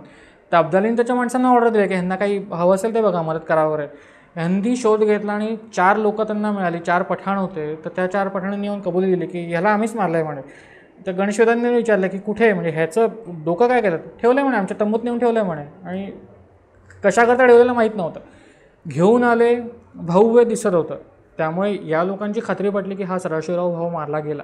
आणि त्यांनी क्लिअर कट सांगितलं, ते 4 माणसं होती आणि त्यांची जबानी नोंद केली गेली की हा तिथून निघत होता, हळूहळू माघार घेत होता, पण त्याच्याकडचं जवाहीर बघून आणि त्याच्याकडचं उंची हे बघून आम्ही त्याला अडवलं आणि आम्ही ते फक्त ओरबाडून घेणार होतो, आम्ही त्याला सोडणार होतो. पण आम्ही त्याला अडवल्यानंतर त्याला वाटलं की आम्ही त्याला मारायला आलो, म्हणून त्याने आमच्यावरती शस्त्र धरलं, म्हणून आम्ही त्याला मारून टाकलं. आम्ही त्याचं घेऊन गेलो सगळं ते, आणि रागाच्या भरात आमच्यातलं एखाद्याचं डोकं कापलं आणि घेऊन गेलं. हा तो विषय झाला. पण ती जी माणसं आहेत शुजाची, काशीराज असेल, गणेश वेदांती असेल, ही मूळची महाराष्ट्रीयन माणसं आहेत, ही मराठी माणसं आहेत. त्यांना भाऊसाहेब कोण आहे हे पक्क माहिती आहे, त्यांना भाऊचा चेहरा मोहरा व्यवस्थित माहिती आहे. त्यांनी नानासाहेब पेशव्यांना आणि नाना पुरंदरांना पत्र लिहिली की तुम्ही काही काळजी करू नका, भाऊ मारला गेला हे कन्फर्म आहे. आम्ही त्याचे संस्कार जे आहेत ते चंदनाच्या चितेवरती वगैरे जे व्यवस्थित व्हायला त्याचं जे वीर तो होता त्याला साजेसे आम्ही त्याचे संस्कार केलेत, आणि तुम्ही काही काळजी करू नका. म्हणजे त्या कमीत कमी तो गेल्यानंतर तरी त्याला अग्नी व्यवस्थित देण्यात आला, मंत्राग्नी त्याला आम्ही दिला. ही गोष्ट नानासाहेब पेशव्यांच्या व्यतिरिक्त मोजक्या लोकांना माहिती होती. त्याच्यात नाना पुरंदरे होते, त्याच्यात नाना फडणीस असतील आणि माधवराव पेशवे असतील. बाकी ही गोष्ट कोणालाही मुद्दाम सांगण्यात आली नव्हती, कारण विश्वासराव मारले गेल्यानंतर सदाशिवराव भाऊही मारले गेलेत असं समजलं तर घरातली अंतर्गत मंडळी असतील, पण जे सगळ्यांचंच धैर्य खचेल एकदम, विशेषतः बायकांचं, ते इतकं भयानक असेल की शत्रूंकडे बघायचं की घरच्या माणसांच्या तब्येती बघायच्या, हे सगळं होतं. आणि त्याच्यात नानासाहेबही गेल्यानंतर हा तोतया जेव्हा पुढे येतो त्यावेळेला हा खरा आहे का खोटा आहे हे खरं म्हणजे त्याची परीक्षा घेण्याची ज्यावेळेला वेळ येते, ही 3 लोकं नाना फडणीस आणि माधवराव, नाना पुरंदरे पण होते, या 3 लोकांना 100% माहिती आहे की हा खोटा आहे. माधवरावांनी आधीच ऑर्डर्स दिल्या मल्हारराव होळकरांना की काका तुम्ही जा तिकडे, त्याला दक्षिणेत येऊ देऊ नका, त्याला शक्यतो तापी नर्मदेच्या एरियातच त्याला अडवा, त्याला दख्खनचं घाट पठार चढून येऊ देण्याच्या आधी, आणि त्याची जी काय आहे ती चौकशी करा. आणि मल्हारराव होळकरांनी गोत्सभा भरवून जळगावच्या त्या एरियामध्ये ती सगळी चौकशी केली आणि त्याचा तो खोटा ठरला. मल्हाररावांनी त्यांना लिहून पाठवलं इथं की हे असं झालं आहे. नानासाहेबांनी क्लिअर कट सांगितलं की त्याला अटक करा आणि त्याला पुण्यात पाठवा. पुण्यात आणलं, त्याला सिंहगडला कैदेत वगैरे टाकलं होतं काही दिवस. ही गोष्ट कळली पेशव्यांच्या म्हणजे माधवराव पेशव्यांची आजी आपण म्हणू, म्हणजे बाजीरावांची धाकटी बहीण अनुबाई, म्हणजे सदाशिवराव भाऊची सख्खी आत्या, तिला ही गोष्ट कळल्यानंतर तिचा अर्थात जीवावर खाली होणार की जो कोणी तुम्ही तोताया म्हणताय, पण जर तो खरंच भाऊ असेल तर काय, तर माझा भाचा आहे तो मला बघू दे, म्हणजे तुम्ही सगळी पोरं आहात, मी सगळं बघितलं आहे, म्हणजे तो माझ्या भावाचा मुलगा, त्यामुळे त्याचा बालपणापासून मी बघितलं आहे, तर मी जेवढं त्याला ओळखतं तेवढं आत्ता कोणीच नाही आहे त्याला ओळखणार, तर त्याला माझ्यासमोर आणा, आपण खरं खोटं करून टाकू. माधवरावांनी त्याला त्या तुरुंगातनं सिंहगडच्या काढलं, त्याला आणून सोडलं, त्याला अनुबाईच्या घरी पाठवलं वाड्यावरती जोशांच्या, बारामतीकर इचलकरंजीकर घोरपड्यांच्या, आणि त्यांना सांगितलं की तुम्ही तुमची खात्री होईपर्यंत याला ठेवा. माधवरावांचे पहारे वगैरे होतेच की त्याने काही उपद्व्याप करायला नको वगैरे. अनुबाईंनी काही दिवसानंतर त्याला परत शनिवारवाड्यावरती आणून ठेवलं आणि चिरंजीव तुम्ही करता ते बरोबर आहे, हा तोतयाच आहे. माणूस कितीही म्हणजे 8 वर्षांनी आला, 7 वर्षांनी आला, 5 वर्षांनी आला तर तो बाकीच्या गोष्टी विसरणार नाही. म्हणजे तो फार तर काय विसरू शकेल, रिसेंटली घडलेल्या गोष्टी विसरू शकेल. स्वतःचे वडील कोण, त्या वडिलांची जुजबी माहिती जी काही असते किंवा इतर जी काही लहानपणापासून तो खेळला आहे शनिवारवाड्यात, माझ्याबद्दलच्या ज्या काही गोष्टी त्याला माहिती असतील तो कसा काय विसरू शकतो. आणि सदाशिवराव भाऊ गेल्यानंतर त्यांची म्हणजे सदाशिवराव भाऊंची आई गेल्यानंतर चिमाजीप्पांची बायको रखमाबाई त्या गेल्यानंतर त्यांचं सगळं संगोपन गोपिकाबाई, अनुबाईवरी या लोकांनी केलेलं आहे. त्यामुळे ह्यांना शक्यतो जास्त माहीत आहे काय खरं प्रकरण आहे ते. अनुबाईंनी क्लिअर कट सांगितलं की बाबा हा भाऊ नाही आहे, हा माझा भाऊ नाही आहे, तो जिवंत असेल नसेल गोष्ट वेगळी, पण हा तो नाही आहे. संपला विषय. म्हणजे नाना फडणवीसांनी नंतर तरी त्याला नंतर कैदेत टाकलं होतं वगैरे. त्याच्यानंतर त्याला तो 10-1 वर्ष कैदेत होता. म्हणजे माधवरावांच्या काळात त्याला मेक्सोखाली नाही दिलं आहे. त्याच्यानंतर म्हणजे नारायणरावांच्या काळानंतर सवाई माधवरावांचा ती जी मधली धामधूम होती, बारभाई प्रकरण वगैरे, त्याच्यानंतर तो तोतया रत्नागिरीच्या किल्ल्यातून पळाला आणि तिथून त्याने परत ते लोकांना फितवायला वगैरे सुरुवात केली. तेव्हा नाना फडणवीस भडकले आणि त्यांनी मग त्याला ते पुण्यातनं उंटावरती बसून ते विदूषकाचे कपडे घालून अख्ख्या गावभर दाखवलं की हा तोतयाच आहे, आम्ही खऱ्या भाऊला मारत नाही होत. तर उद्या लोक हे करतील की नानाने स्वतःच्या फायद्याकरता खऱ्या भाऊला मारलं. सो सगळ्यांना दाखवलं की हा भाऊ नाही आहे आणि मग त्याला कोतवाल चावडीवरती नेलं, म्हणजे जे पोलीस स्टेशन त्यावेळेचं. आणि त्याला बुधवार पेठेची ती चावडी असायची, म्हणजे प्रत्येक पेठांची एक चावडी असायची. चावडी म्हणजे एक एंटर करण्याची चौकी तुम्हाला तपासण्याची. त्या चावडीवरती नेऊन मेक्सोखाली मारलं. म्हणजे मेक्सो म्हणजे ते एक लाकडी खोडा असतो, त्याच्यात तुमची मान ठेवायची आणि वरनं ती एक धारदार हे असतं तलवारीसारखं, ते वरनं सोडून देतात, खटकन कापले जातात. जसं बकरे कापतात तशी त्याची मान वेगळी होते. अशा पद्धतीने त्याचा अंत केला. पण पार्वतीबाईंना शेवटपर्यंत ही गोष्ट म्हणजे त्याला मारलं वगैरे, इनफॅक्ट सुखलालाला मारलं त्यावेळेलाही पार्वतीबाई जिवंत होत्या. पण तरीही त्यांचं शेवटपर्यंत असं म्हणणं होतं की मला जोपर्यंत मी भाऊंचं प्रेत बघत नाही, खऱ्या भाऊंचं, तोपर्यंत मी मानणार नाही.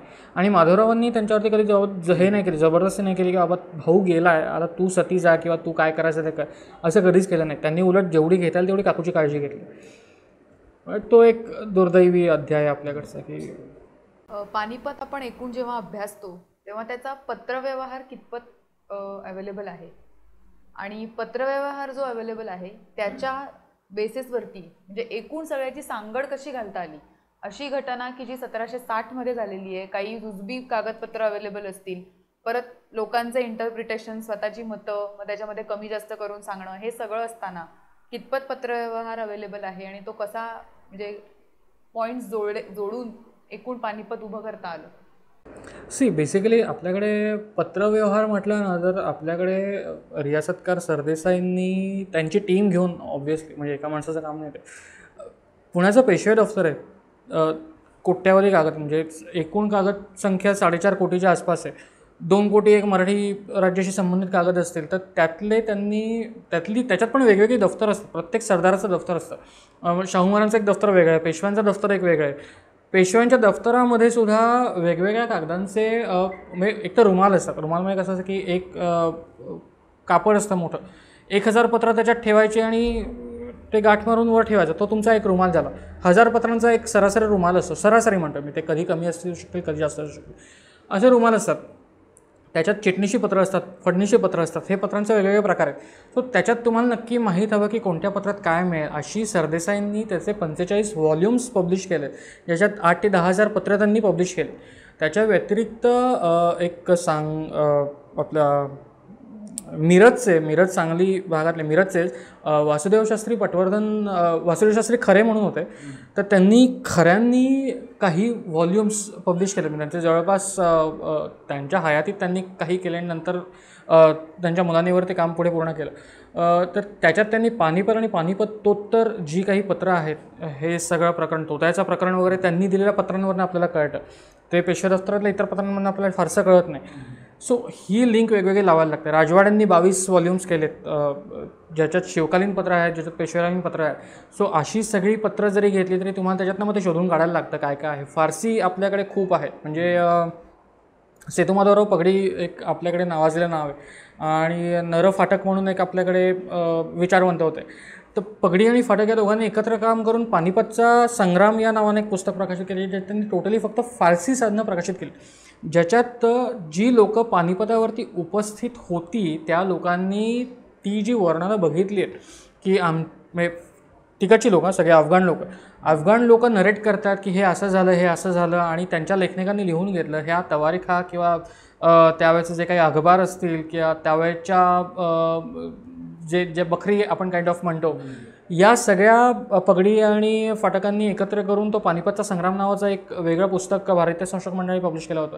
सो असे वेगवेगळे आहेत, वेगवेगळ्या गोष्टी आहेत. आणि आपल्याकडे म्हणजे डफसारखे लोक असतील ज्यांनी पानिपतच्या 60-70 वर्षानंतर तो इतिहास लिहिला आहे, पण डफला माहिती सांगणारी सुद्धा डफने असं मेन्शन केलं की पानिपत बघितलेली काही माणसं त्याला भेटली आहेत जी 80 वर्षाची वगैरे होती, यांच्या तरुणपणात पानिपतात होती. आता त्या माणसांना पानिपत किती आठवतं आहे? मला डाऊन द लाईन मी 60 वर्षाचा होईन त्यावेळेला मला माझ्या दुसऱ्या वर्षीचा 5व्या वर्षीचा किती आठवेल हे स्मृतीवरतीच शेवटी अवलंबून असतं. त्यामुळे डफने दिलं आहे जरी ती माणसं सांगतायत तरी पण त्याला कागदोपत्री पुरावा काय? पण हे सगळं केल्यानंतर त्याच्यात डफ जे सांगतो ते इतर कागदांमध्ये जर मिळत असेल तर डफवरती विश्वास ठेवायला लागतो, सपोर्टिव्ह रेफरन्सेस असतात. सो हे सगळं तुम्हाला सांगत घालायला लागतं. आणि आत्ताच्या काळात मला वाटतं डॉक्टर उदय कुलकर्णींचं सॉल्स्टिस ॲट पानिपत त्यांनी एक 4 वर्षापूर्वी त्यांचं प्रकाशित 5 वर्षापूर्वी झालं होतं. त्याचं म्हणजे मराठी पण झालं आहे 5 वर्षापूर्वी, आणि त्याच्या आधी त्यांचं इंग्लिश होतं. माझ्या माहितीनुसार आत्ता पानिपतावरती बेस्ट ऑफ बेस्ट डॉक्टर कुलकर्णींचं काम आहे की एक तर शेजवलकरांचं पानिपत प्रसिद्ध, म्हणजे पानिपत 1761 शेजवलकरांचा ग्रंथ आहे.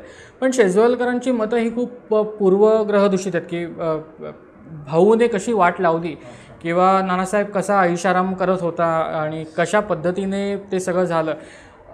शेजवलकरांचा काळ पण खूप जुना आहे. त्याच्यानंतर अनेक गोष्टी पुढे आल्यात, पगडींनी घेतलेल्या असतील किंवा इतर गोष्टी असतील. या गोष्टींवरती प्लस इतर लोक ब्रिटिश जे कंटेम्पररी ऑथर्स असतील ते, या सगळ्यांचं एकत्र करून उदय कुलकर्णींनी जो वृत्तांत दिला आहे ओव्हरऑल अकाउंट ऑफ पानिपत जे आपण म्हणू शकतो, कंटेम्पररी अकाउंट ऑफ पानिपत, ते जास्त विश्वासार्ह.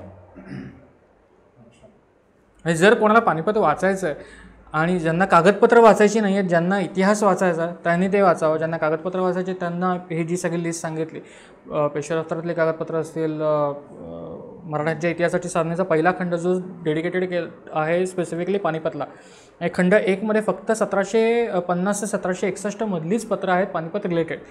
पेशवा दफ्तराचा सेकंड व्हॉल्यूम आहे जो फक्त पानिपतला डेडिकेट केलेला आहे. ती सगळी पत्र फक्त पानिपतशी रिलेटेड आहेत. अशा पद्धतीचं जे काय आहे ते मग तुम्हाला प्रायमरी रेफरन्सेस हवे तर तुम्हाला पत्र वाचायला लागतात. तुम्हाला इतिहासच जाणून घ्यायचा सेकंडरी रेफरन्सेसवरनं तर तुम्ही उदय कुलकर्णींचं solstice is any time best. आपण आत्ता पानिपत या विषयावरती जेव्हा बोलतोय, आपण युद्धनीती सगळी समजून घेतली, आपण जे अफेक्टेड लोक होते त्यांच्याविषयी बोललो. पण जर आपण असं म्हटलं की टर्निंग पॉईंट्स, शेवटी आपण इथे बसून आत्ता 2020मध्ये ॲनालिसिस करणार आहे की 1760मध्ये काय झालं ते कोण नाही, पण जर म्हटलं की टर्निंग पॉईंट्स की हां ही 3 मुद्दे असे होते की जे असे न होते तर कन्क्लुजन वेगळं असतं, असे काही पॉईंट्स सांगता येतील? मला वाटत नाही. म्हणजे फारसे पानिपत रिलेटेड 3 टर्निंग पॉईंट्स सांगायचं असेल तर ते अवघड आहे. असे खूप आहेत.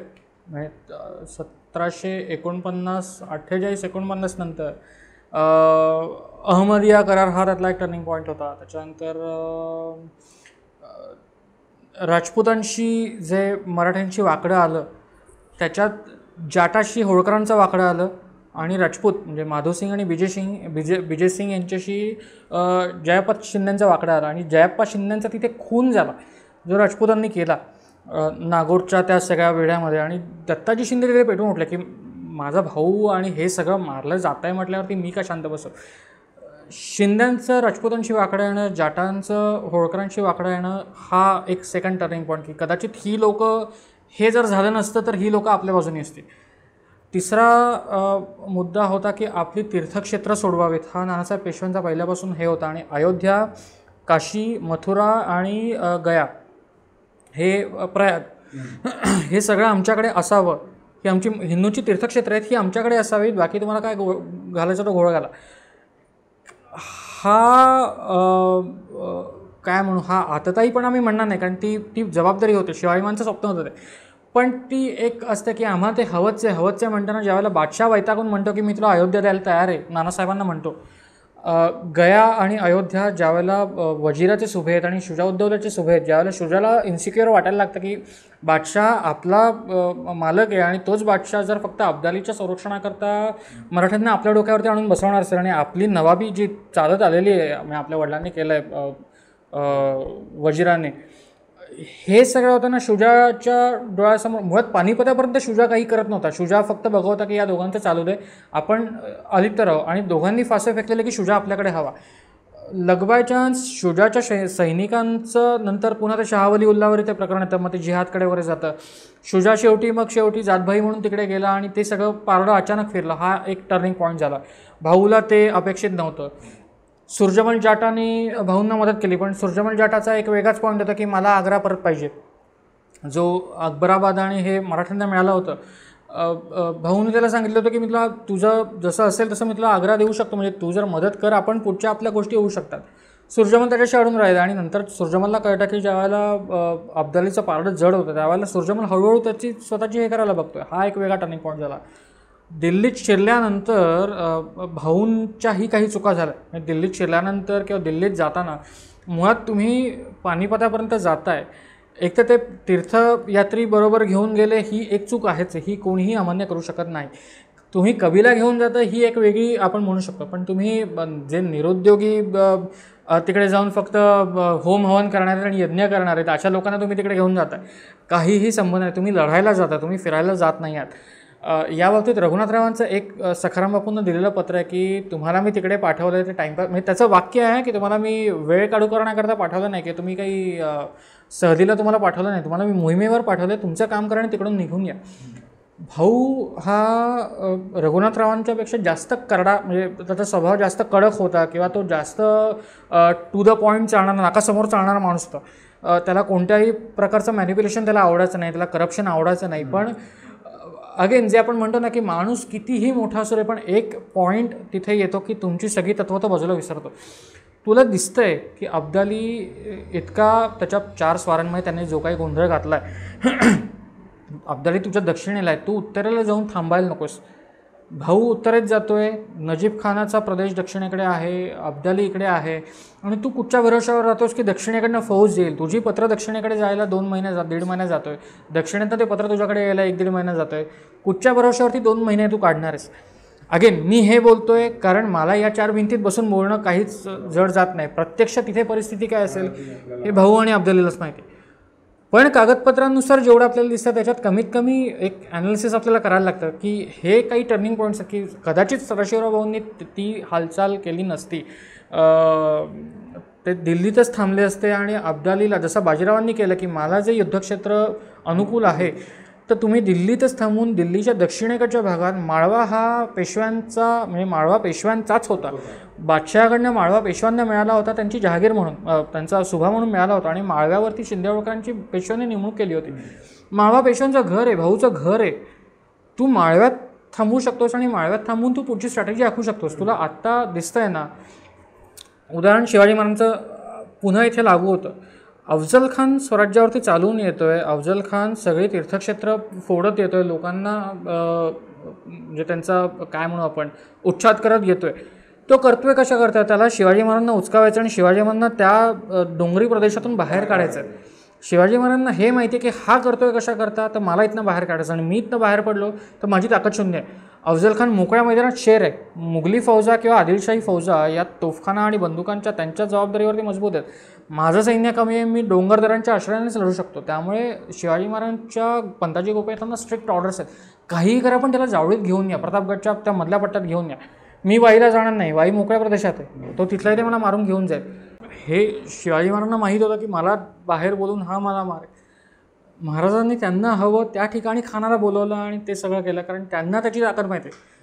भाऊंनी जर दिल्लीच्या दक्षिणेकडच्या प्रदेशात किंवा जो प्रदेश त्यांना अनुकूल आहे किंवा ज्या प्रदेशातून कमीत कमी दक्षिणेतून लवकरात लवकर तुम्हाला रसद येऊन मिळेल, फौज येऊन मिळेल, हे जर कॅल्क्युलेट केलं असतं आणि उगाच त्या आवेशाच्या भरात की आम्ही दिल्ली जिंकली, आम्ही कुंजपुरा जिंकला, म्हटलं आम्ही सगळं जिंकू शकतो, हा जो आत्मविश्वास होता तो एका लिमिटनंतर आत्मविश्वास नडला. आणि ती एक रेषा असते, मी त्याला अहंकार म्हणणार नाही, कारण तो माणूस, त्या माणसाने जे फेस केलं ते वेगळं आहे. अगेन मला इथे बसून बोलायला काही जात नाही, पण त्यांनी जर कदाचित ते पाऊल मागे घेतलं असतं आणि बाबा अब्दाली जातोय, अब्दाली काय करतोय ते करू दे, तो जर आपल्या समोर आला तर आपण त्याला तेवढंच मारू, पण कमीत कमी आपल्याला हवा त्या प्रदेशात त्याला खेचूया आणि मग त्याला मारूया, हे जर त्यांनी केलं असतं ना तर गोष्टी वेगळ्या झाल्या असत्या. पण दुर्दैवाने तसं झालं आणि जर त्याला काही अर्थ नाही. पानिपत विषयी एवढं बोलल्यानंतर आपण आता पानिपतचा प्रतिशोध इकडे येणार आहोत. पानिपतचा प्रतिशोध म्हणजे नक्की काय? प्रतिशोध म्हणजे नक्की काय? प्रतिशोध हा शुद्ध संस्कृत मराठी शब्द आपण म्हणू शकतो, बदला किंवा सूड. पण बदला किंवा सूड मी ज्या वेळेला म्हणतो त्यावेळेला ते नकारार्थी शब्द आहे. सूड उगवणं हे आपण शक्यतो म्हणतो की माझ्या बाबतीत एखादं वाईट झालं म्हणून मी त्याचा सूड घेतला, सूड उगवला. प्रतिशोध अशा करता की आमची चूक नव्हती, आम्ही एका चांगल्या गोष्टीकरता लढलो होतो आणि तरी आमचं नुकसान तुम्ही केलं, आम्ही तुमच्या वाटेला आलो नव्हतो, तुम्ही आमच्या प्रदेशात येऊन जे काही नुकसान केलं, आमचं जे नुकसान होतं ते आम्ही भरून काढतो, विषय संपला. आणि जे पूर्वीचं आमचं वैभव होतं ते आम्ही वैभव परत मिळवतो. हा सिम्पली प्रतिशोध झाला. पानिपतच्या नंतर म्हणजे ज्यावेळेला ही गोष्ट आली त्यावेळेला अर्थात मी हे डायरेक्टली बोलायला घेते कारण मला तुमचा पुढचा प्रश्न तो असेल हे अंदाज धरून मी बोलतो आहे. पण पानिपतच्या नंतर ही जी सैन्य, नानासाहेबांचं सैन्य दक्षिणेत आलं, म्हणजे नानासाहेब भिलच्यापर्यंत गेले, विदिशापर्यंत गेले आणि विदिशावरनं नानासाहेब परत फिरले. 23 जूनला नानासाहेब म्हणजे त्यांचं गेले, ते नानासाहेब गेले. नानासाहेब गेल्यानंतर दोन गोष्टी होतात की आता पेशवाई कोणाला मिळणार. शाहू महाराजांच्या मृत्यूपत्रानुसार पेशवाई घराण्यातलाच कोणाला तरी मिळायला हवी आणि ती वंशजांनाच मिळायला हवी. जर वंशज हयात नसेल तर जो कोणी दुसरा माणूस आहे त्याला ती मिळेल. जर माधवरावही मारले गेले असते, जर नारायणरावही मारले गेले असते तर ती रघुनाथरावांना मिळू शकली असती. पण माधवराव जिवंत होते त्यामुळे ती नानासाहेबांनंतर माधवरावांनाच पेशवाई मिळणार हे 100% ती काळ दगडावरची रेघ होती. माधवरावांना पेशवाई मिळाल्याच्या काही दिवस आधीपासून म्हणू किंवा मिळाल्यानंतर काही दिवसांनी पुणे दरबार जो आपण म्हणू शकतो की, कारण शाहू महाराज गेल्यानंतर सगळं सत्ता केंद्र पुण्यामध्ये आलं आणि शनिवारवाडा हा संपूर्ण हिंदुस्थानचं राजकारण करण्याचं एक मुख्य केंद्र बनला होता. शनिवारवाड्यातनं जी राजकारण चालायची त्याच्यामध्ये परत 2 गट पडले, ते मुत्सद्द्यांमध्ये 2 गट पडले आणि एक गट होता की ज्याचं म्हणणं होतं की माधवराव लहान आहेत, माधवरावांना काही कळत नाही आणि माधवराव उगाच काहीतरी आवेशाच्या भरात निर्णय घेतील आणि सगळं मातीमोल होऊन जाईल सगळं.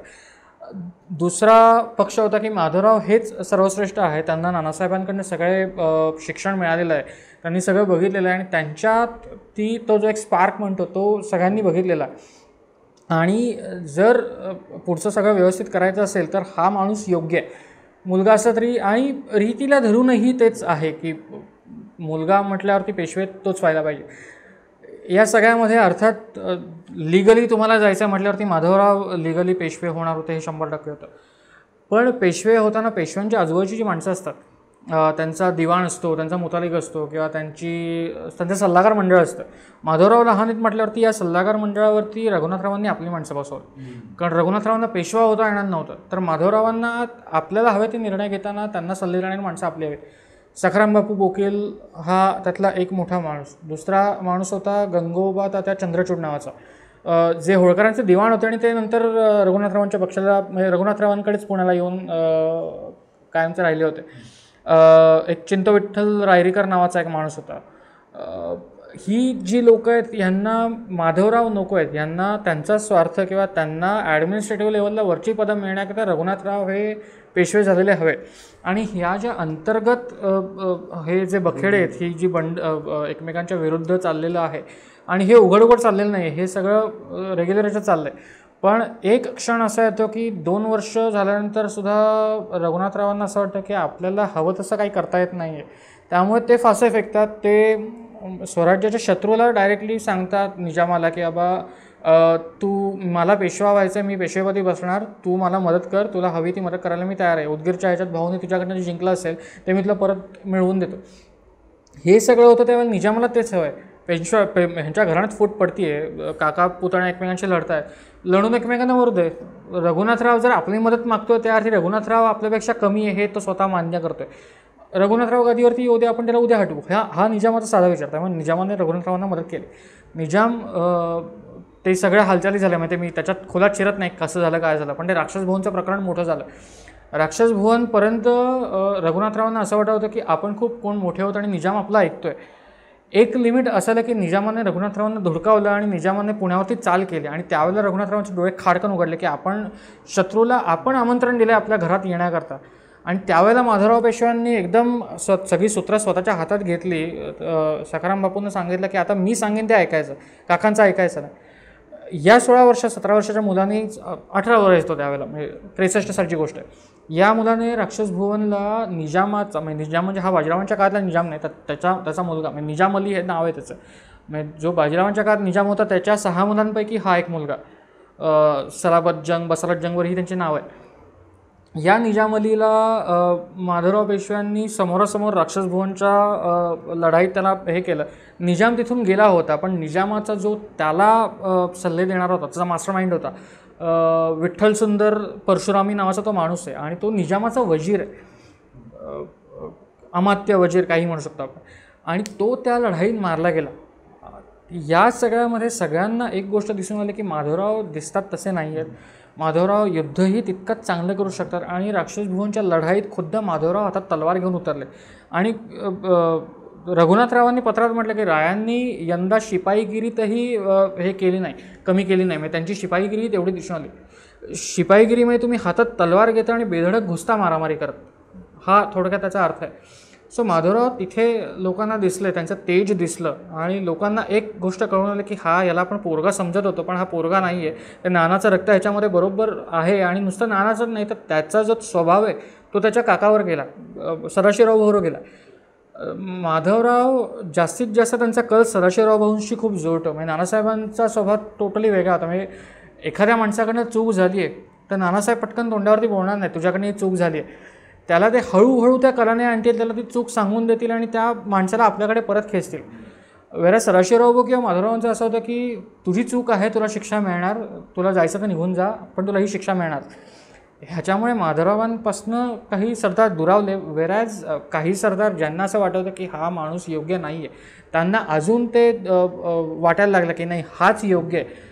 तो कडक कितीही असला तरी पेशवेपदी बसण्याकरता लायक हा एकमेव माणूस आपल्याकडे आहे. आणि पटवर्धन वगैरे ही जी मंडळी आहे ती माधवरावांच्या बाजूने आली, बोकील वगैरे ही सगळी रघुनाथरावांच्या बाजूने गेली आणि पुढची 4-5 वर्ष या सगळ्यामध्ये गेली. मध्यंतरी मल्हारराव होळकर 66 साली त्यांचा मृत्यू झाला. म्हणजे मल्हारराव एक जुनं मातब्बर व्यक्तिमत्व होतं की जे वडीलधाऱ्या यांनी सदाशिवराव भाऊन किंवा त्यांना जसं सांगू शकत होते नानासाहेबांना की बाबा तुमच्या वडिलांबरोबर मी काम केले, तसंच ते रघुनाथराव आणि माधवरावलाही सांगू शकत होते की बाबा मी तुझ्या आजोबांपासून तुझ्या वडिलांपासून मी बघितलं आहे सगळं, त्यावेळेला मी सांगतो ते दोघांनी ऐकायचं, भांडणं मिटवा. पण ते नाही झालं आणि 68 साली म्हणजे ह्या गोष्टी होत राहिल्या. माधवरावांची 2 कॅम्पेन्स दक्षिणेकडे झाली होती हैदर अली विरुद्ध. म्हैसूरचा जो नंतरच्या काळातलं जे टिपू सुलतान त्याचा मुलगा, हैदराचा मुलगा. सो हैदरच्या विरुद्ध माधवरावांची कॅम्पेन्स होती, त्याच्यात त्यांची तब्येत बरोबर नसायची, त्यामुळे त्यांना परत यायला लागले. त्या मधल्या काळात उत्तरेकडे दुर्लक्ष झालं होतं आणि रघुनाथरावांनी पुन्हा ती अंतर्गत सगळी चालू केली होती. त्यामुळे धोडपची लढाई नाशिकजवळ जी झाली त्याच्यात रघुनाथरावांना माधवरावांनी कायमची मात दिली. म्हणजे धोडपेच्या खाली रघुनाथराव अक्षरशः हात बांधून वगैरे ते शरण आले आणि अशा पद्धतीने ते सगळं झालं. तिथपासून रघुनाथरावांनी काही फारसे उद्योग केले नाही माधवरावांच्या मृत्यूपर्यंत आणि नारायणराव येईपर्यंत त्या सगळ्या प्रकरणात. पण 68 साली ही सगळी प्रकरणं संपल्यानंतर, बरं हे पेशव्यांच्या घरातलं एक प्रकरण नाही आहे, शिंद्यांचं घराणं म्हणजे राणोजी गेल्यानंतर जयाप्पा दत्ताजी भाऊ होते, पण जयाप्पांचा खून नागोरला झाला, दत्ताजी पानिपतच्या आधी मारले गेले. जनकोजी शिंदे जे होते, जो शिंद्यांचा वारस जो पुढचा होता, जनकोजींचा अफजलीच्या ह्याच्यात खून झाला छावणीमध्ये, म्हणजे ते लढाईत मारले गेलेले नाही आहेत, त्यांचं पण नंतर कुटील ह्याच्यात त्यांना मारलं गेलं. सो शिंद्यांपैकी कोण होतं उरलेलं तर महाजी शिंदे होते. एक केदारजी शिंदे होते जे चुलत त्या क्लॅनमधलेच आहेत सगळे. सो केदारजी शिंद्यांना ती सरदारी रघुनाथरावांनी दिली होती. वेरज माधवरावांचं म्हणणं होतं की केदारजींपेक्षा महादजी जास्त महत्त्वाचे आहेत आणि महादजींना ती सगळी हे आहे माहिती कशा पद्धतीने उत्तरेत राजकारण करावी. त्यांचे 2 भाऊ त्यांनी गमावले, त्यांनी सगळं उत्तरेतलं बघितलं आहे.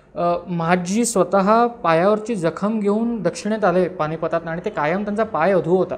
त्यांना घोड्यावर वगैरे पटकन बसता यायचं नाही त्या पायात आणि ते पण नशिबाने वाचले की एका पठाणाचा पायावरती वार झाला आणि महादजी त्यांची शुद्ध हरपली आणि पठाणांना वाटलं की हे गेले म्हणून त्यांनी त्यांना सोडलं आणि नंतर शुद्धीवर येऊन ते दक्षिणेत आले. मग माधवरावांनी महादजींचा पक्ष घेतला होता आणि त्याच्यात शिंदेबाया म्हणजे शिंद्यांच्या घराण्यातलं ते जयाप्पांच्या दत्तारींच्यावर ते सगळं एक प्रकरण असतं की कोण वारस आहे, कोणाला काय मिळणार. शिंदेबायांचा झगडा तो आपल्याकडे एक विशेष आहे. मग त्याच्यात केदारजींचा पक्ष बाजूला ठेवून केदारजींना अटक करून महादजींना माधवरावांनी पुढे आणलं. ही 68पर्यंत या सगळ्या घटना झाल्या. 68 नंतरची 3 वर्ष महत्त्वाची आहेत की मग आता उत्तरेकडे बघायचं आहे आणि माधवरावांना एक गोष्ट आता कळते की आता आपले दिवस कमी राहत आहेत. म्हणजे ते एक जाणवतं तुम्हाला की दिवसेंदिवस थकवा येत चालला आहे आणि मी उभं राहू शकत नाही आहे किंवा अशा ह्याच्यात. त्यांनी त्यांच्या 2 लोकांना ऑलरेडी उत्तरेत पाठवलं होतं. एक महादजी शिंदे होते आणि दुसरे तुकोजी होळकर जे मल्हाररावांचे दत्तक पुत्र होते इंदोरच्या गादीवरचे. तुकोजी महादजी उत्तरेत गेल्यानंतर शिंदे होळकरांचं जे जुनं वैर होतं ते नंतर तिथे उफाळून आलंच. त्याच्यातसुद्धा नजीब खान जे तुकोजी होळकरांचा नजीब खानाला पाठिंबा, शिंद्यांचा त्याला पाठिंबा नाही. कारण मुळात शिंद्यांच्या घराण्यातली 4 माणसं या 3 माणसं या नजीब खानामुळे मारले गेली. म्हणजे जयाप्पांचा खून जरी म्हटलं की विजयसिंग आणि माधवसिंगाच्यामुळे झाला तरी पण ते सुद्धा नंतर नजीबाला जाऊन मिळाले. दत्ताजी शिंदे मारले गेले अब्दालीच्या प्रत्यक्ष पहिल्या ह्याच्यात जिथून पानिपत सुरू झालं 10 जानेवारी आणि जनकोजी शिंद्यांची काही चूक नसताना जनकोजींचा खून झाला. अर्थात महादजी हा विचार करा ना की ज्यांनी माझ्या घरातल्या माणसांना मारलं आहे त्याला तुम्ही सोडताय. तर हे परत शिंदे होळकर विदिष्ट आलं. माधवरावांनी या दोघांना कंट्रोल करण्याकरता आणखी 2 माणसं उत्तरेत पाठवली. म्हणजे एकाचं नाव होतं विसाजी कृष्ण बिनीवाले आणि एक होते रामचंद्र गणेश कानडे नावाचे. या 2 सरदारांना उत्तरेत पाठवल्यावरती या 2 सरदारांमध्ये परत थोडाफार क्रॉस होता. म्हणजे ते कोण कोणाचं ऐकायचं नाही आणि हे व्हायचं. माधवराव शेवटी वैतागले. त्यांनी साधारण 1-1.5 वर्ष हा सगळा प्रकार बघितला. दक्षिणेतनं त्यांनी खरमरीत एक पत्र पाठवलं की नाटकबाज झाली, तुम्ही हे जे फालतू हेवेदावे करता हे नंतर करा, जे काय तुम्हाला करायचं ते मी तुम्हाला पाठवलं ती कामगिरी झाली पाहिजे, नाहीतर तुमच्या सगळ्यांचे सरंजाम मी जप्त करणार. व्यवस्थित लेवलला माधवरावांनी कंट्रोल केलं. सगळी लोक एकत्र झाली. तो रामचंद्र गणेश जे होते त्यांना माधवरावांनी परत बोलवून घेतलं. कारण सीन असा होता की रामचंद्र गणेश हे सिनियरिटी वाईज वर होते, वेराज ते विसाजी कृष्ण होते हे पेशव्यांच्या हुजुरातीचा तो बिनीवाला होता. बिनीवाला म्हणजे पेशव्यांची हुजुरात म्हणजे पेशव्यांची खाशी फौज. शिंदे होळकर ही पण पेशव्यांचीच फौज आली पण ती त्या सरदारांची वेगळी फौज असायची. खुद्द पेशवे ऑर्डर्स देणार आणि पेशवे सांगणार की बाबा तुम्हाला हे करायचं आहे हे ऐकणारा एक सरदार उत्तरेत जाणार तो विसाजी कृष्ण बिनीवाले. माधवरावांनी एक डिसिजन घेतलं की या दोघांमध्ये जे मेन सरदार आहेत त्यांच्यामध्ये जर क्रॉस असेल तर त्यातल्या एकाला परत बोलावं, जे बाकीचे शिंदे होळकर आहेत त्यांना बिनीवाल्यांच्या हाताखाली द्यावं आणि ती मोहीम चालू ठेवावी. आणि 1770-71 पासून ती मोहीम तशी चालू राहिली.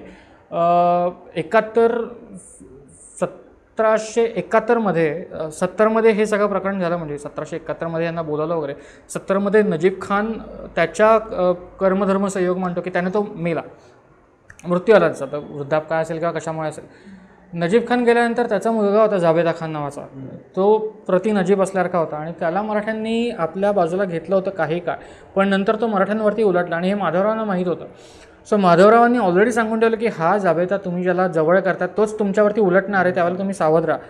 होळकर कितीही जरी त्याला आपल्या नाही तो काही करणार नाही म्हणत असतं तरी त्यांनी शिंद्यांना आणि ह्यांना सांगून ठेवलं की जर त्यांनी उद्योग केला तर सरळ जाबेदाला मारून टाका. ती सगळी राजकारणं झाली. त्या सगळ्या ह्याच्यामध्ये फेब्रुवारीमध्ये मुळात मराठी फौजांनी दिल्ली जिंकलं. दिल्लीचा किल्ला 7 दिवसात महादजी शिंद्यांच्या तोफखान्यासमोर पडला. म्हणजे जी दिल्ली मुघलांची राजधानी होती आणि इनफॅक्ट मुघलांना मराठ्यांचे किल्ले जिंकण्याकरता पण महिने लागायचे, पण महादजी शिंद्यांच्या तोफखान्यासमोर जाबेदा खानाच्या फौजा काही लढू शकल्या नाहीत. 7 ते 10 फेब्रुवारी हा 3-4 दिवसाचा काळ. 7 फेब्रुवारीला वेढा बसला आणि 10 फेब्रुवारी पांढरं निशाण फडकावलं, दिल्ली पडली. दिल्ली कॅप्चर झाली, पुन्हा मराठे बसले. बादशाह म्हणून या लोकांनी, महाजी शिंदेवर या लोकांनी तो जो होता त्या बादशहाला परत म्हणजे त्याला बोलवलं. तो बंगालला होता, ब्रिटिशांच्या अंडर, बंगाल सुभ्यात होता. म्हणजे इथून त्याला परत बोलवलं. तो येईपर्यंत त्याच्या मुलाला बादशाह म्हणून बसवलं आणि आम्ही कारभार करू वगैरे सांगितलं.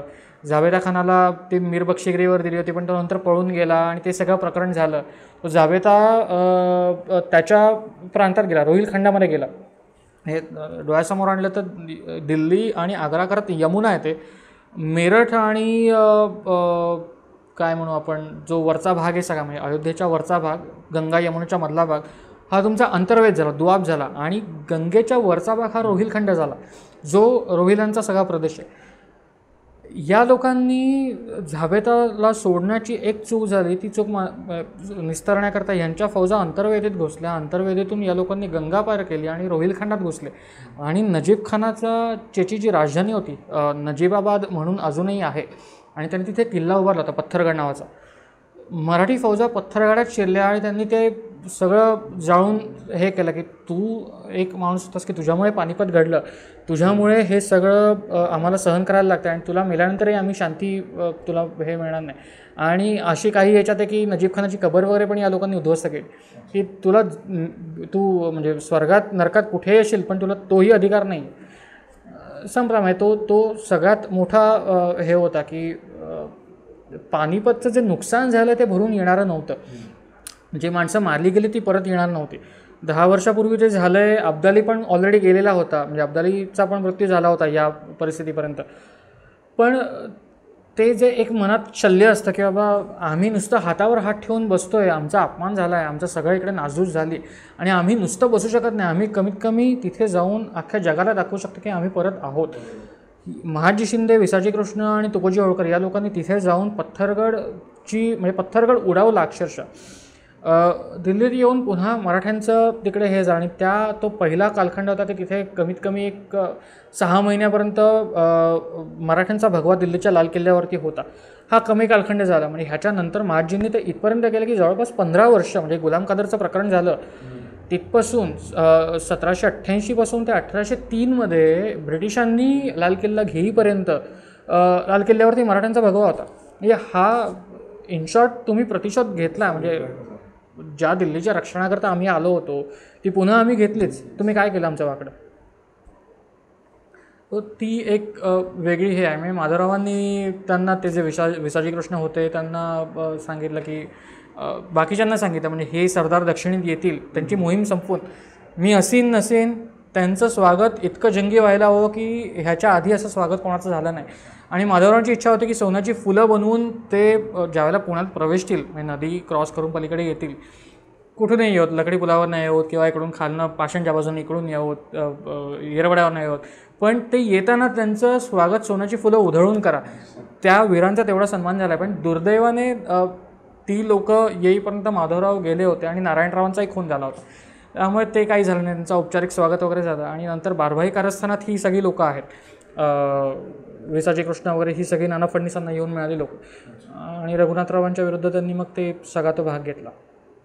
पण 72 माधवरावांनी जायच्या आधी, डोळे मिटायच्या आधी त्यांचं जे एक स्वप्न होतं की माझा भाऊ मारला गेला आहे, माझे वडील ज्या धक्क्याने गेलेत, माझा काका मारला गेला आहे आणि माझ्यासारखेच इतर प्रत्येक घरातला कोण ना कोण मारलं गेलं आहे. म्हणजे मी जे सोचतोय ते माझ्याबरोबरची इतर लोकही सोचत आहेत. त्यांचा कोणाचा भाऊ गेला आहे, कोणाचे वडील गेलेत, कोणाचा दुसरा कोणी मित्र गेला असेल, काय झालं असेल, या सगळ्यांच्या मनातली जी एक भावना आहे ती करावी. आणि ह्या ज्या फौजा उत्तरेत गेल्या, म्हणायला वावे असं की या फौजा उत्तरेत गेल्या त्याच्यात कोण ना कोणतरी पानिपताशी रिलेटेड असणार आहे. आणि त्या लोकांना काय वाटलं असेल की आम्ही पुन्हा तिथे जातो आहे, आम्ही पुन्हा ते कॅप्चर करतो आहे, पुन्हा तीच दिल्ली आहे. 10 वर्षापूर्वी भाऊसोबत आम्ही इथे आलेलो आणि आमचं सगळ्या फौजा इकडे विजयोत्सव साजरा करत होत्या. 10 वर्षात काय झालं आणि 10 वर्षांतर पुन्हा आम्ही तेच अनुभवतो आहे. हे आमचे वडील मारले गेलेत, आमचा भाऊ मारला गेला, पण कमीत कमी आम्ही त्यांचं मरण वाया जाऊ दिलेलं नाही. अशा पद्धतीचा तो एक प्रतिशोध म्हणून तो माधवरावांच्या काळात त्यांनी पूर्ण केला. आणि त्यांचं ते उत्तरहीनचं एक स्वप्न होतं, हिंदुस्थान पुन्हा मराठ्यांच्या अंमलाखाली आला पाहिजे. जो पानिपतच्या नंतर जे ढासळलं होतं सगळं, ते माधवरावांच्या काळात त्यांनी पूर्ण केलं. आणि त्याच्यानंतर त्यांनी समाधानाने डोळे मिटले की माझं काम आयुष्यात पूर्ण झालं. आता मला काही हे नाही, म्हणजे हैदरचं एक होतं, हैदरला पण संपवायचं होतं, पण ती लोक पटवर्धन आहेत, बिनीवाले आहेत, पेठे आहेत, शिंदे होळकर आहेत, आपले ही सगळी लोक आहेत, घोरपडे आहेत, ही सगळी लोकं करून घेतील. आपल्याला म्हणजे त्याची एवढी काळजी करण्याची गरज नाही. पण दिल्ली जे महास्थळ पहिल्यापासून म्हणतात ते आम्ही जिंकलो. सो कौस्तुभजी, आपण या पुष्पमालेमध्ये पानिपत त्याच्याविषयी असलेले निगडीत असलेली लोक त्यांचा अभ्यास केला. एकूण पानिपताचा प्रतिशोध त्याच्याविषयी पण तुम्ही आम्हाला खूप खुलून सांगितलं. आता याच नोटवरती आपण इथेच थांबू आणि तुम्ही दिलेल्या अमूल्य माहितीबद्दल मी राष्ट्रसेवक या यूट्यूब चॅनलकडनं तुमचे मनापासून आभार मानते. धन्यवाद. अशा प्रकारे मंडळी, आपण पेशवाई या शृंखमालेमध्ये इथेच थांबतोय. भेटूया पुढच्या भागामध्ये एका नवीन व्यक्तीसोबत आणि एका नवीन विषयासोबत. धन्यवाद.